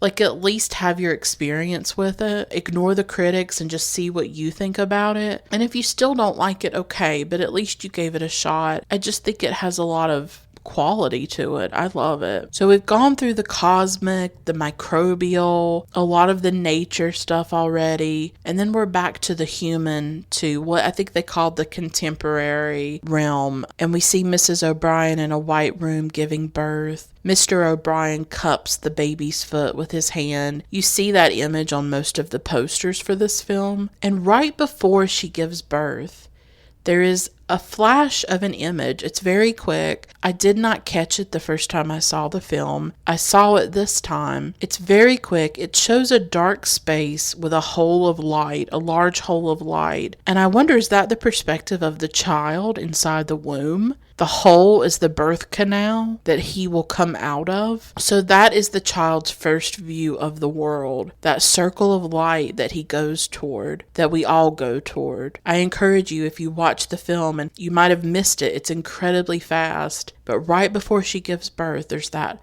circle of light and darkness, and it looks just like the birth canal. And right before that scene of her giving birth, there were the watery images. The woman in the water, the boy going through the door. The womb is a watery space. The baby goes through the birth canal just as the boy went through that door underwater. He's leaving the home of her body, of his mother's body, and swimming into the light of the world. The images are not randomly compiled. There is a sense to this configuration and sequence. There is a reason and a meaning why the images are put together. And Malick may have his own meaning, and then you as a viewer will bring your own meaning into it. And we see images of the baby, close-ups of its skin. When I was watching this scene, I thought about, I don't think I could have a baby. I'm 30. I've never had any desire to have a baby necessarily. Although when you get to the age of 30, I don't know what it is. I mean, I've never wanted to have children. I've never had any desire to get married and have a family or anything like that. And then when I turned 30, then I started to have feelings about it. Like, wow, I'm not going to get married. I'm not going to have children. I'm not going to have that kind of life. I'm not going to have grandchildren. And it did kind of make me sad because, I love my mother and I'm never going to be a mother. It did kind of make me really sad. I can't explain it. But at the same time, I don't think that I could have a baby. I think I would love it too much. I think I would suffocate it. I wouldn't be able to let him or her go. I would be just so terrified of losing a child. I think I really would be. There's a brief image of rain dripping from the eaves of a house. It's just this little ordinary moment among many in the film, but it resonates with me. Just the other day, before I watched the film, I was outside on the front porch during a rainstorm. I've been trying to get back to nature and go outside more and stuff, especially during this pandemic. So I was out there during a rainstorm and I was watching the rain drip from the eaves and puddle on the ground, and that was a beautiful experience to me. And I wonder, would I be like this if I hadn't known grief, if I had not known loss? Would I marvel at these tiny moments? Would I be this grateful for what is left of my life? That's the struggle for me, to not just see what is missing and what I have lost, but to appreciate and hold and love and cherish what remains, what endures. And Malick has put all of that in one film, I think. Even amid the beauty of the film, and much of the rest of the film will be just the boys and their childhood in Texas in the 1950s. A huge chunk of the film focuses on that and focuses on the different moments of their childhood. But even amid the beauty, there are these very moments, these sort of destabilizing moments of like fear and strangeness. Like at one point, there's a scene of a man on a lawn having a seizure. Also, there's a little boy in the neighborhood that it appears that his house burned down or something, and he has burns all over his skull and the back of his head. And that recurs throughout the film, where Jack looks at him and is sort of is uneasy when he sees it. The scars are a reminder of the fire, and the fire is a reminder of the dangers that lurk in life. And then later on, there's a scene with these prisoners who have been arrested, and they are kind of scary, because when you're a child, things like that are scary. There are things that invade this happy cocoon, and it's not always outside of them. Sometimes it's the things inside them. It's the father and his aggression and his dissatisfaction with his life and his coldness and the way he's distant with the sons and how stern he is and violent at times. You can't keep the world out. When you're little, everything is heightened and you don't understand things yet. There's a scene where Mrs. O'Brien is reading Peter Rabbit to the boys, and when I saw that, I remembered when I was growing up, and I loved this TV series that came on. It was set in Britain, I think. This was in the 1990s, and the show was called The World of Peter Rabbit and Friends, and I always mean to rewatch it. I know the episodes are on YouTube. Mrs. O'Brien is outside with one of the boys holding him, and she points to the sky and she says, "That's where God lives." I like the scene where they're playing in the water. They're being sort of hosed down. Mrs. O'Brien is spraying them, and I remembered how I would do that in the summer. I'd run through sprinklers. Many of the images from this childhood sequence really resonate with me, because growing up in the 1990s and in the rural South, I grew up in North Carolina. These kids are in Texas, but we're both in the South, right? Growing up in the 1990s, I had a childhood that was largely spent outdoors. When I got off school and came home, I'd be out with friends, or not necessarily friends, but like kids from the neighborhood, until the sun went down. And my mom called me, like she would yell for me to come home. She would be like, "Caitlin,"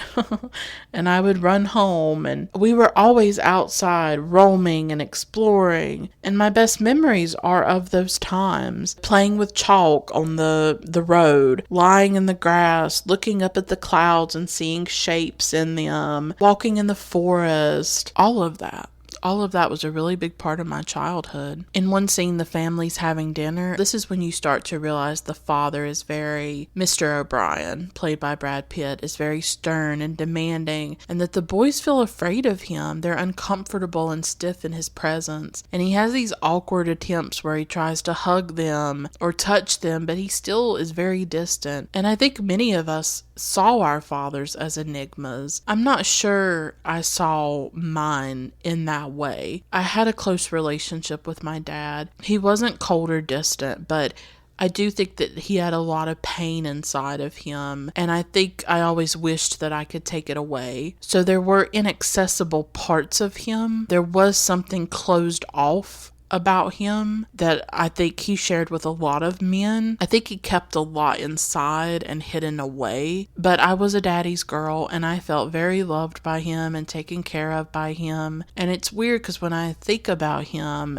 it feels both very long ago and very recent. And it's hard to explain that, where it's hard when a person is reduced to just a memory and you have to dig through those memories to try to remember the living, breathing person that they were. They're not in front of you anymore. You don't get to have conversations with them. You don't get to ask them questions. And so it's hard to remember everything. It's hard to say he was like this or he was like that. He wasn't perfect. He wasn't a saint, but he was a good father and he was a good man. But that doesn't mean that he didn't have his own inner demons or his own inner pain that he kept inside. Young Jack says in a voiceover quote, "Mother, make me good," unquote. And I wonder if we kind of all have the father and the mother inside of us, whatever they represent for us. Not all of us have the stereotypical, oh, the dad was strong and the mother was nurturing. You can have very complicated mothers and fathers. Some people have really great relationships with their fathers and some have bad relationships with their mothers. But at the same time, these are the two people that created you. And if you have both of them in your life, I know not everybody does, I think there can be this sense that you are torn, that there are these two parts of you that come from the mother and the father. My mom was more outgoing, more open. My dad was more shy and closed off and inside himself, and I'm much more like my dad than I've ever been like my mother. I had a more similar personality to my father, and I think for Jack, the conflict is the grace of the mother, the nature or harshness of the father. And it seems to me that the father, in the end, inside of him has won out, that he has in some ways become more like his father than he did like his mother. There's this scene where Mrs. O'Brien is floating in the air. She's dancing, and I love that. Jessica Chastain in an interview said that was very kind of spontaneous. I think she was supposed to do something else, and she was in the harness, and she was just kind of there bopping around, and Malick was like, "Jessica, that's perfect, do that." And that's what we see in the film. I love the way that Malick was open to spontaneity and working in the moment and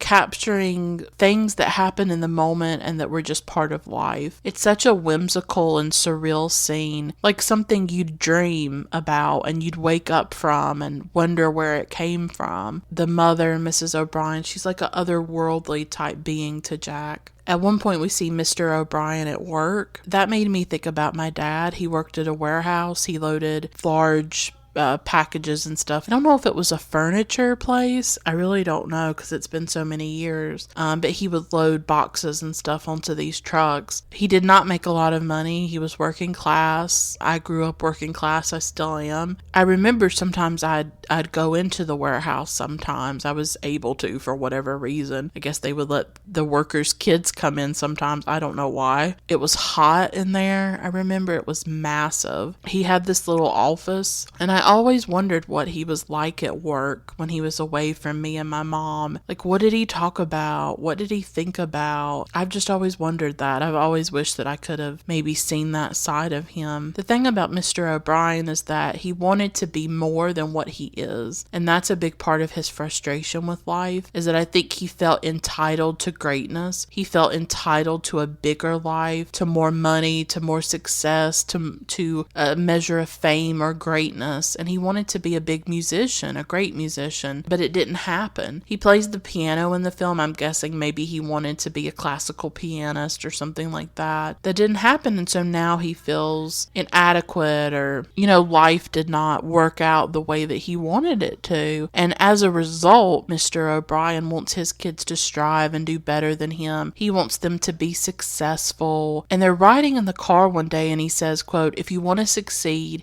you can't be too good," unquote. So Mr. O'Brien accepts that life will be cruel, people will be ruthless. It's a very different message than Mrs. O'Brien with her goodness and her compassion. So of course these things are warring inside of Jack. It's clear that Jack is successful. Older Jack is successful. He has an expensive home and works in a modern fancy building, but his life seems very empty. And I feel like at some point he chose the direction or the path of nature instead of grace. So he chose the way of the nature. He chose the way that is more about being successful and all of that sort of empty, hollow stuff instead of a way of being that would have been more fulfilling or just better, would have given his life more depth, I guess you could say. There's this scene where Mr. O'Brien is teaching young Jack to hit. He keeps telling him to hit him, hit him. He actually ends up hitting Jack and he falls to the ground. I don't think that Mr. O'Brien is shown in a positive way, and I do think there is a subtle critique in the film of the socialization of men, of male violence, of the way that men are in this world, the way that they are raised, the way that they treat the world and women and children. I don't think it's necessarily explicit, but it's there. Malick is not glorifying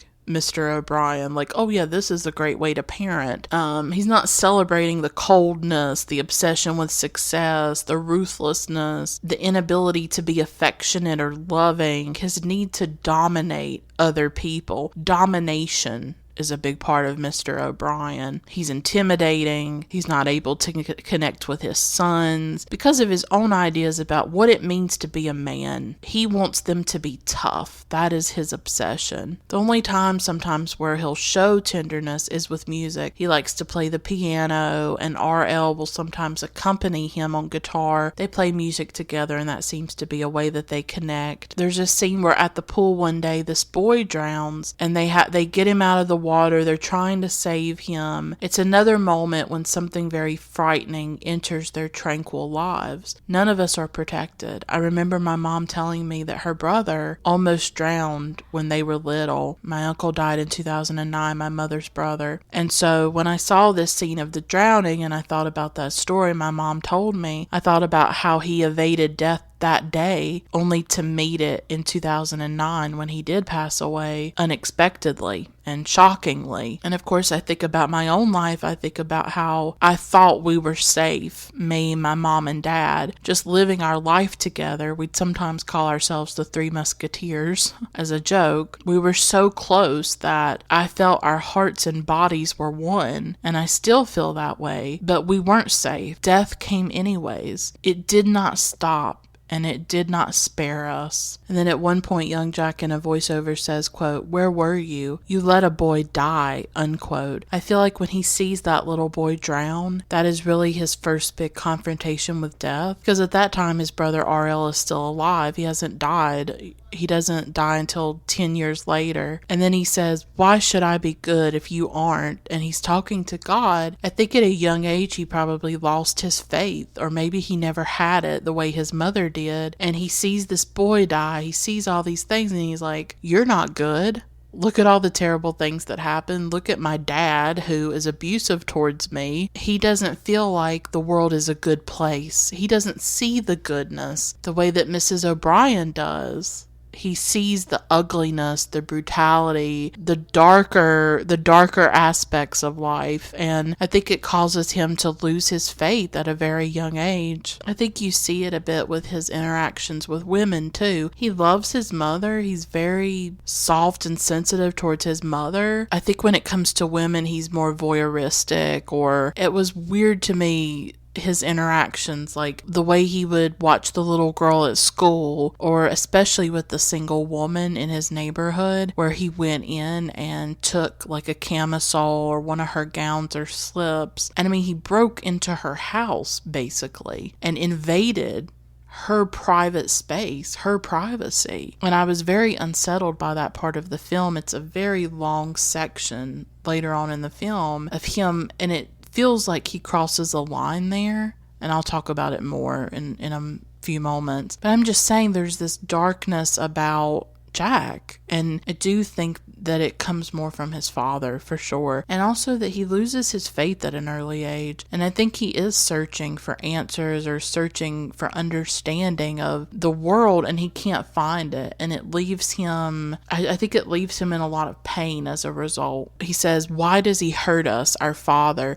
His relationship with his father is very, very important. It takes up a good part of the film, these interactions with Mr. O'Brien, from being hit by him to his father doing things like telling them to sit a certain way and have certain posture. He's a very suffocating force in the film, telling the boys how to sit and what to do. Mr. O'Brien, when he's around, he fills the space with his presence. He suffocates them. It's often said that mothers suffocate or smother their children, but I think in this film the father is very oppressive and he overwhelms everything. There's no escape from him, from his surveillance of the sons, his demands of what they should do and how they should sit and what they can say. His control is ugly. The violence of the father is central to the boy's life. He takes out his aggression on the children. He dominates them. Mrs. O'Brien is there, but she's passive, submissive, silent. What power does she really have? Seeing these scenes, it made me more thankful for the father that I had. At one point, R.L. tells Mr. O'Brien to be quiet. They're at the dinner table or something, and he lunges at him and grabs him, and then Mrs. O'Brien picks up the youngest son and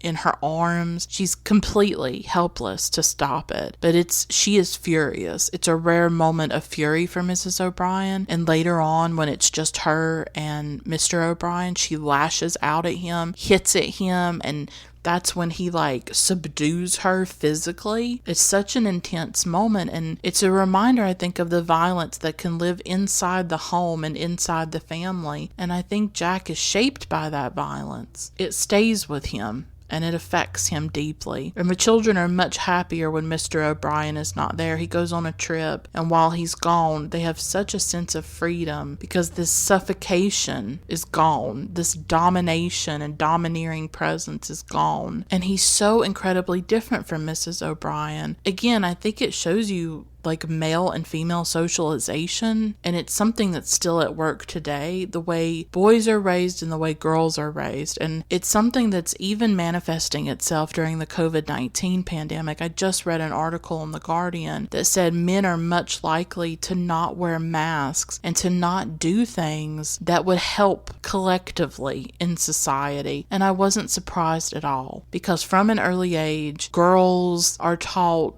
to put other people first, to put other people before themselves, to consider the way that their actions affect other people. We're taught to be obsessed and hyper-vigilant of the way that we affect other people and our interactions with other people. We're taught to not be selfish, to consider others and put others before us, often at our own expense. I'm not saying that this socialization is great. It can be very damaging to girls, and it can be a big part of our lives, where we're not allowed to get angry. We're not allowed to be upset. We're not allowed to do certain things because we're supposed to always put other people first. But the way that manifests with this pandemic is that women are going to be more likely to wear the masks, to social distance, to think about the way their actions impact other people. That does not mean that all women are doing that. There are certainly women going to the restaurants and the bars and being very close to people without a mask. It's not a hard and fast rule.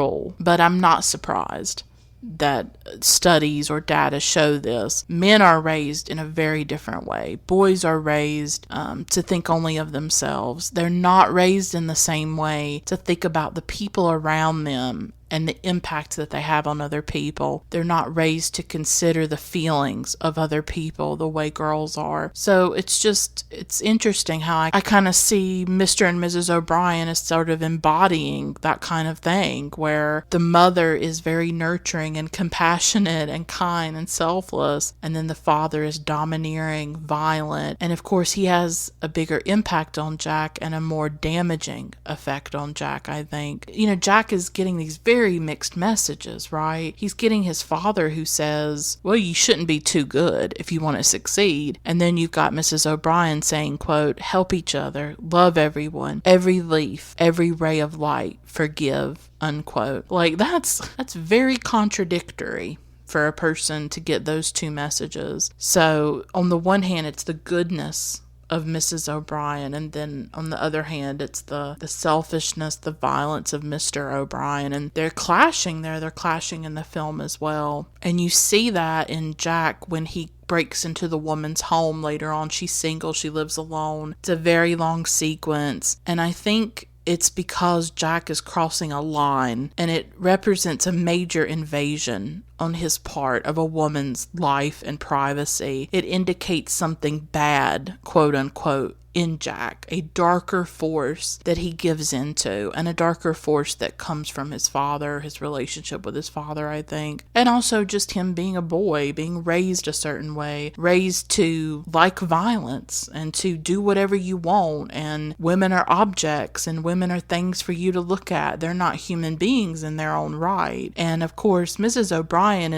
it's sort of like the Madonna whore thing, where I think Mrs. O'Brien is like a Madonna. She is saintly and perfect and otherworldly, right? So she's not fully human either. He doesn't necessarily see women as human. They're always either idealized the way that Mrs. O'Brien is, or they are there for him to invade, right? And to do what he wants to. He steals a slip, but then he later gets rid of it. He throws it in the river. He does seem scared of what he's done. He knows it's wrong, but he did it anyway. And when he sees his mother, he feels ashamed of it. He doesn't want her to look at him. And then he also can't tell her what he did. This distance starts between him and Mrs. O'Brien as he gets older and becomes, I guess, a man, you could say. He can no longer communicate with his mother in the same way. He even watches his mom at one point. I don't know if y'all noticed that, but she's in her room. She has like a slip or a gown on of some kind, and he's like standing there at the door watching her. He's sort of become a voyeur in some ways. We see in the film how Jack progressively gets these darker thoughts, and sometimes he acts on them, like when he goes into the woman's house. Sometimes he doesn't. At one point he says to Mr. O'Brien, "You'd like to kill me." He says that. There's just this distance between them. There's a scene where Mr. O'Brien is working underneath a car and it's like jacked up so that he can be underneath it. I don't know what the word for that thing would be. Like, I know there's a word for it, but I don't know. And young Jack, he comes along, and it seemed to me for a second he kind of considers moving the jack, or moving what holds the car up, and of course it would fall and it would crush his father, and he just seems like he is considering it in that moment. And then the voiceover says, "Please let him die." He hates his father. I mean, he hates him, and he's very angry. But the film doesn't necessarily make Mr. O'Brien into this one-dimensional monster. Mr. O'Brien can't handle his own mediocrity, his own ordinariness. I mean, I know that's not really a word. He never did anything great. He didn't become a great musician. He's just a regular man who goes to a job that he hates and feels like his life has passed him by. "I'm nothing," he says in the first voiceover by him in the film. And it did make me think of my dad. You know, he ended up working at a warehouse. That was not his dream job or what he loved to do. He didn't get to go to college. I did go to college. Of course, he was not alive to see me go to college and to see me graduate, because he died when I was in high school. He didn't get to do the things he wanted to do in life, but he was a good provider, and he took care of me and my mom. You know, what dreams do our parents give up to have us? I mean, the same with my mom. She worked at a factory. Do we ever think about that? Like, what dreams did my father have that he never realized? What did that make him feel that he didn't get to do those things? Did he think he was a failure?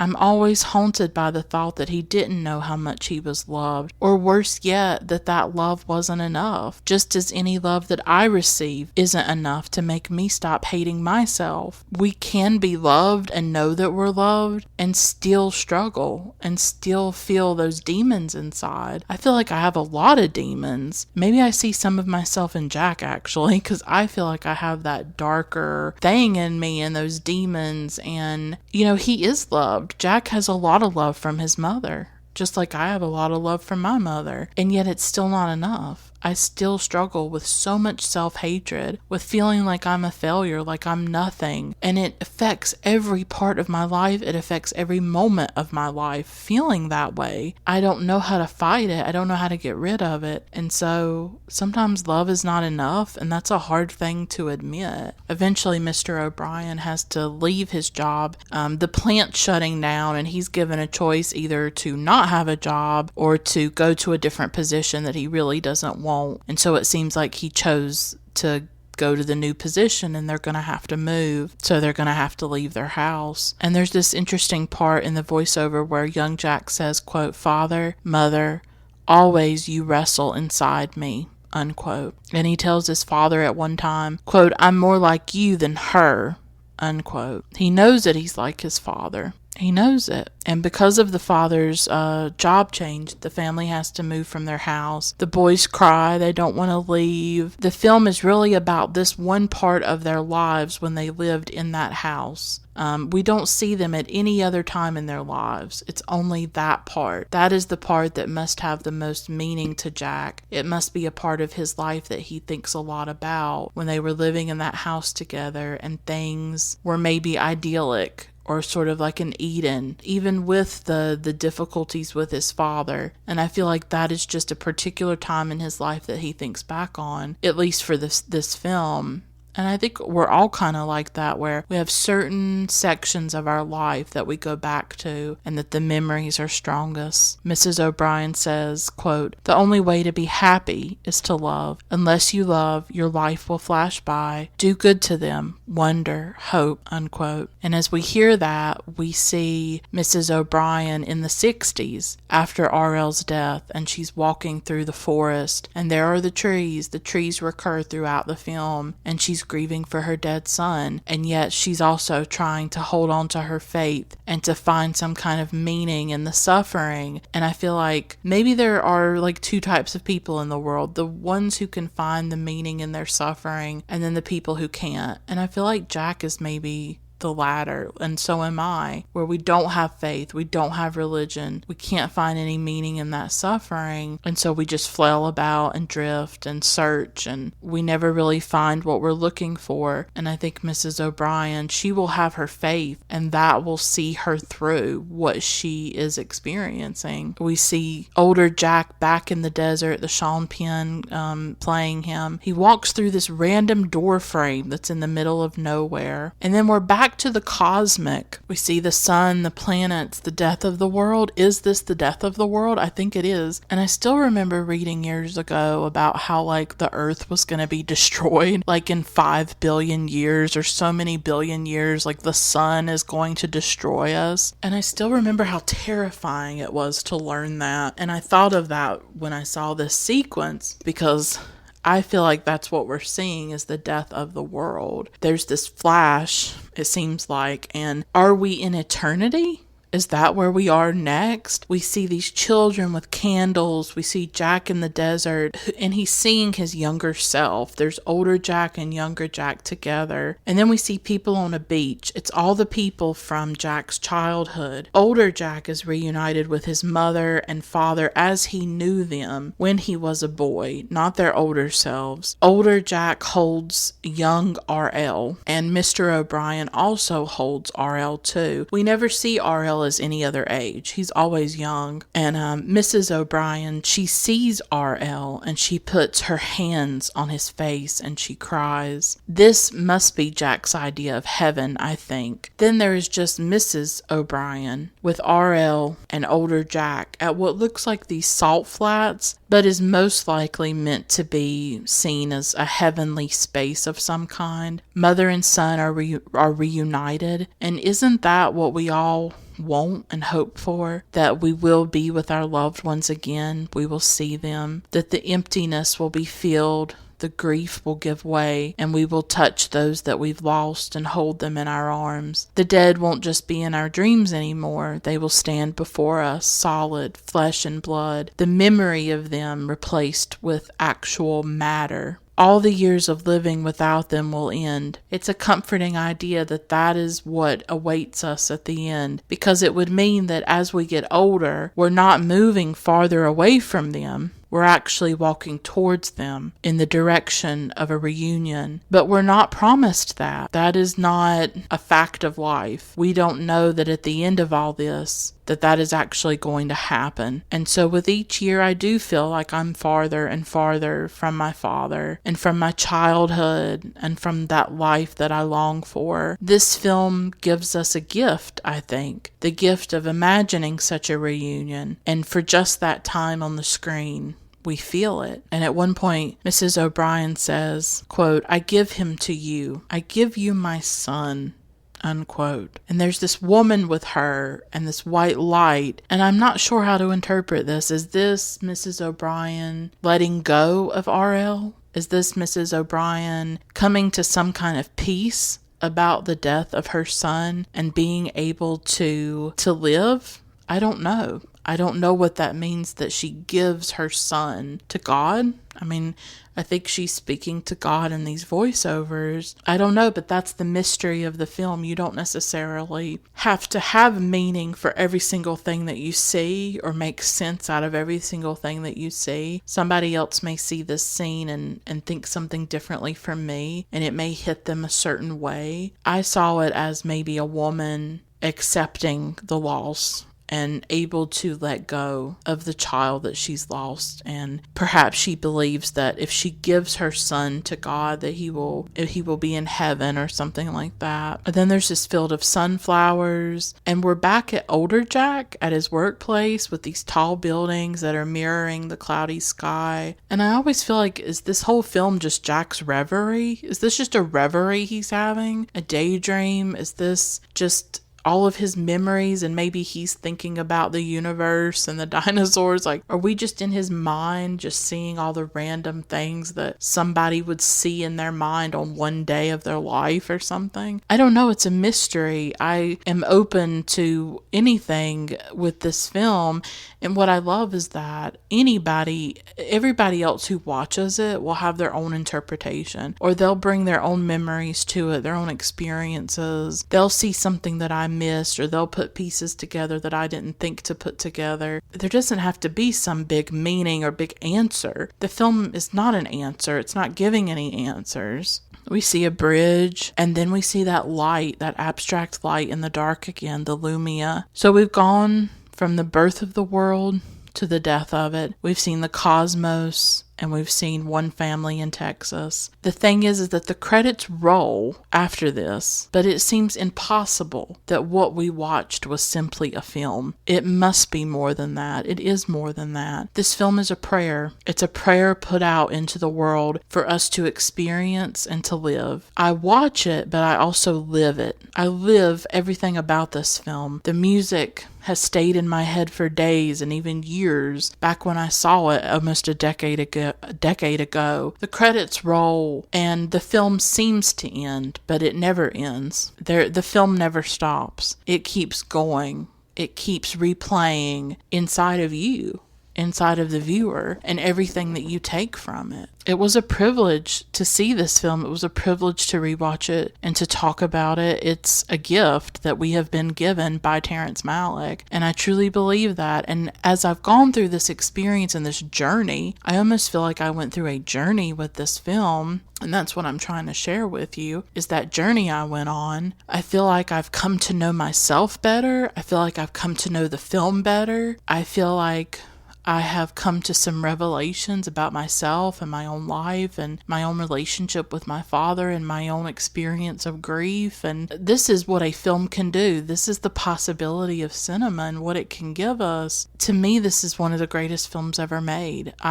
Not a lot tops it for me. Honestly, I think I can honestly say that this is a top film for me. It was always a top film for me, but to revisit it, to re-enter it, to experience it again, right at the time when I needed it most, when I'm dealing with my own grief and my own heartache and my own struggles, with my father's death and it being 14 years, and also dealing with a pandemic and dealing with all the other things that come with life, and then to have this film, to experience it again and go on a journey like this. It's been very powerful for me, and I hope that this episode was helpful. I wasn't trying to explain the film, wasn't trying to dissect it or pick it apart. This is just my interpretation of images. These are my feelings, and these are memories that I have while watching the film, and I hope that was valuable to any of you who listened to the entire episode. I really do appreciate it. I'd like to give a big shout out to my wonderful patrons Amir, Christine, David, Eddie, Jenny, Lane, Haroon, Thomas, Kelsey, Aaron, Max, Tyler, Juan, Teal, JD, Vanessa, Polina, Olivia, Jesse, Feminist Overlord, and Michelle. Thank you all so much for your support. You make the podcast possible. Thanks so much for listening. Until next time, keep watching great films. Bye for now.